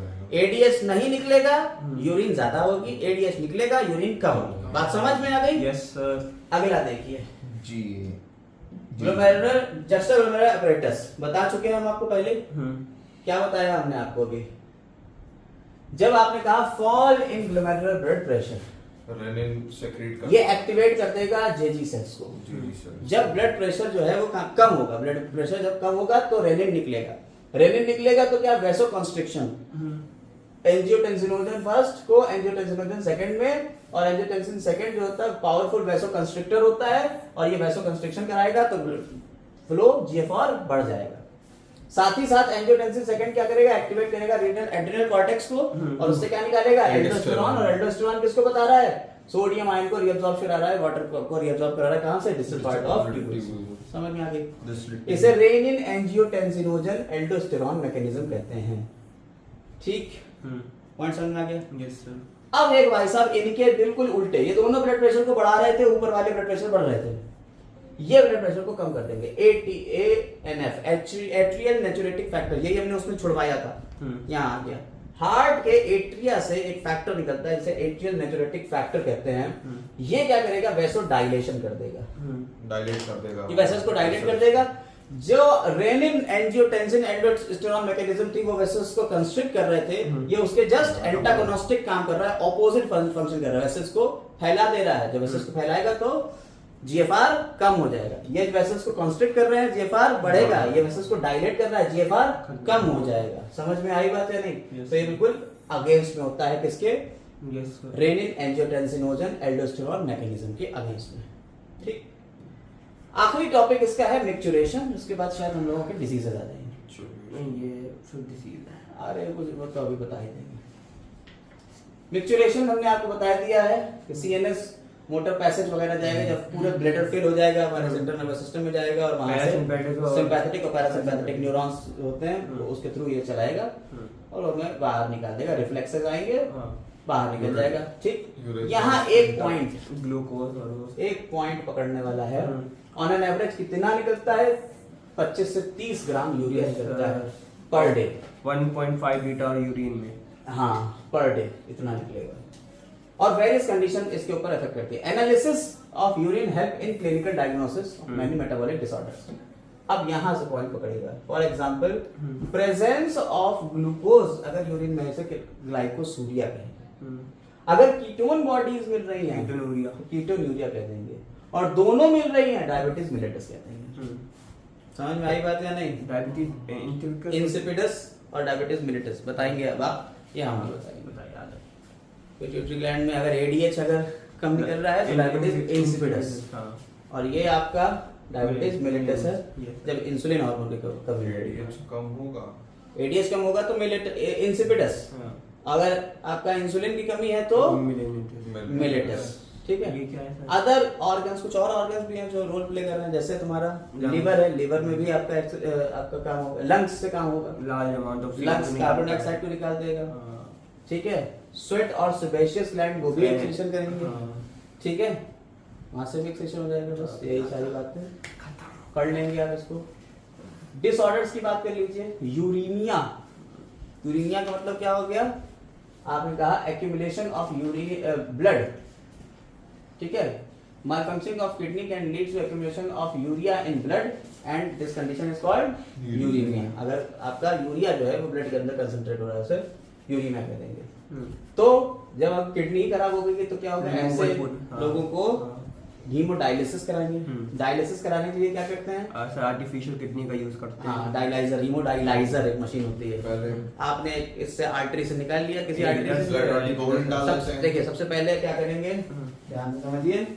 आपने ब्लड को निकाला, ब्लड निकाला, वेन से निकाला। ठीक है, आर्टरी या वेन जो भी है, जिससे भी है, यहाँ इसमें लिखा होगा। ठीक, आर्टरी फिर हेपेरिन डाल दिया, उसके बाद एक एंटीकोगुलेंट डाला, हेपेरिन डाला, हेपेरिन डाल दिया, मिला दिया हेपेरिन, फिर उसको हीमोडायलाइजर मशीन में डाल दिया। ठीक, डायलाइजर में डाल दिया। डायलाइजर जो मशीन है, इसके अंदर सेलोफेन की ट्यूब्स है। किसकी हैं? सेलोफेन। सेलोपेन नहीं है, सेलोफेन है, कि सेलो के पेन लिया, सेलोफेन की ट्यूब है। और इसके आसपास जो लिक्विड भरा हुआ है, इस लिक्विड का सेम कंसंट्रेशन होती है जो हमारे प्लाज्मा की कंसंट्रेशन है, प्योर वाले। ठीक, इसकी वजह से जो यूरिया है वो बाहर की तरफ आ जाएगी और फिर ये वापस आ जाएगा ब्लड। जो ब्लड आया उसमें एंटी हेपेरिन डाल देंगे, एंटी हेपेरिन मिलाया, यानी ये जो हेपेरिन डाला था इसके असर को ये खत्म कर देगा और फिर आपको वापस से चढ़ा दिया, वापस चढ़ा दिया। ठीक, ले चढ़ा दिया। 3 दिन समझो, बात खत्म। समझ में आ गई? इधर से निकल रहा है, इधर से चढ़ रहा है, आदमी पड़ा हुआ है, 5-6 घंटे में करा के काम वो अपने घर। ठीक, सर यूरेनिया में मतलब तो हमारा बेसिकली रेड कलर का यूरिन निकलेगा उसमें। नहीं नहीं Blood नहीं, यूरिन पाप है। ब्लड में यूरिया हो जाएगी, अच्छा। यूरिया में ब्लड नहीं, ब्लड में अच्छा। यूरिया, ठीक है। और सर अगर किसी के मतलब दाल में काला नहीं, काले में दाल। रुक जाइए, अभी हम उसके ऊपर भी आएंगे, अभी उसके ऊपर भी आएंगे, लेकिन थोड़ा सा रुकिए।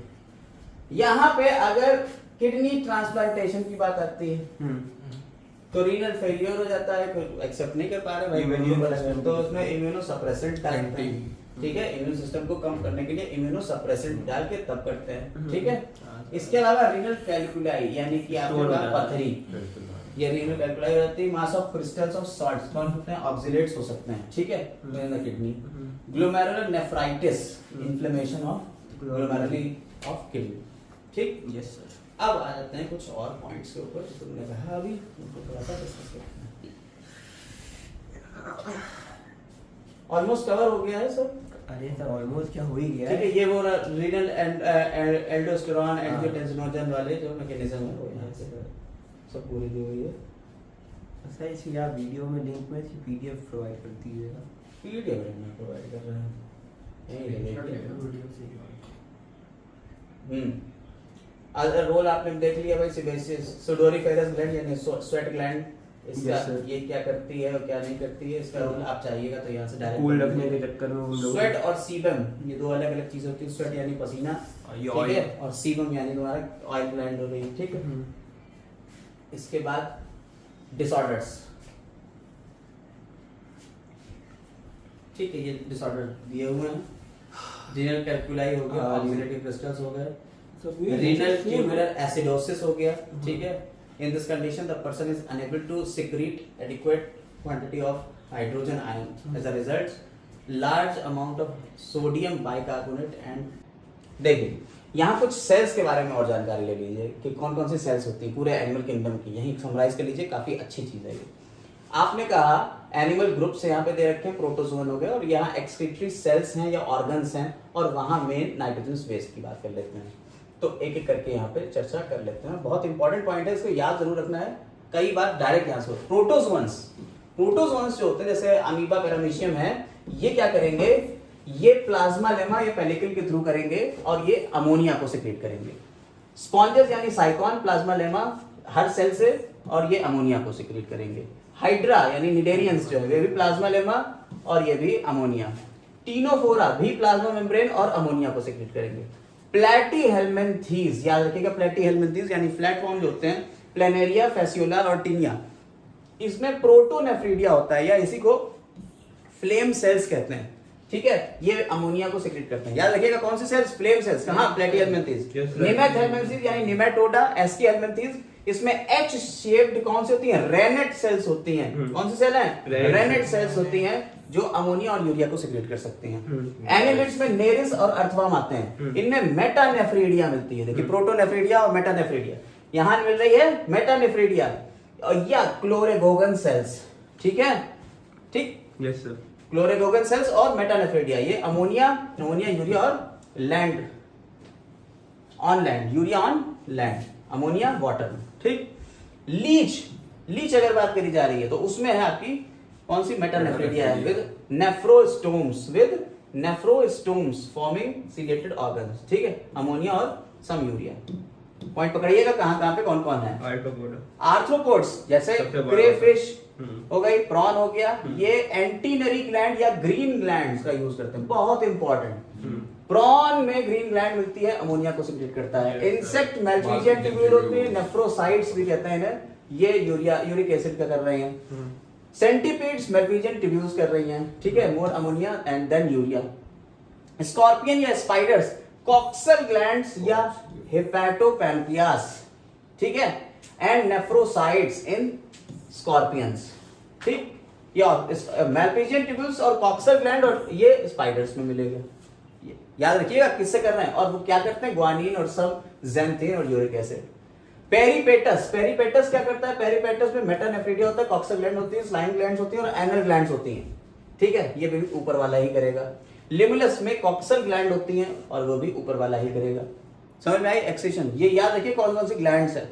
मोलस्का जैसे यूनियो और पाइला में यहाँ किडनीज होती हैं, यूनियो में kidneys are called organ of Bojanus और यूनियो में केवर्स ऑर्गन, ठीक। Is also excretory organ. ये अमोनिया का करता है एक्वेटिक में और यूरिक एसिड लैंड पे करेगा। इकाइनोडर्मेटस में आपके स्टारफिश आती है और यहाँ डर्मल ब्रैंकी या ट्यूब फीट के थ्रू एक्सक्रीशन होता अमोनिया है करता और परफॉर्म एक्सक्रीटरी फंक्शन। ठीक, अमोनिया। हेमिकॉर्डेट्स होते हैं वो ग्लोमेरुलस होता है उनमें, जैसे आपका बैलेनोक्लोसस, और वो भी अमोनिया को सिक्रीट करेगा।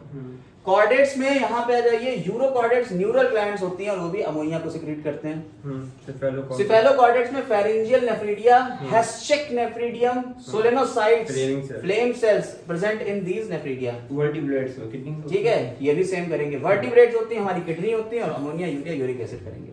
ठीक, लंग्स, लिवर, स्किन, और हाँ, लंग्स, लिवर, स्किन और इंटेस्टाइन एक्सेसरी ग्लैंड्स ये भी हो सकती है। ठीक, ये हो गया हमारा काम। ये याद करना है आपको सारी चीजें, इसको आप देख लीजिएगा पूरा एक बार आप कौन छोटा सी, कर दीजिए। हाँ हम छोटा कर देना, स्क्रीनशॉट लेना चाहिए तो ले लीजिएगा।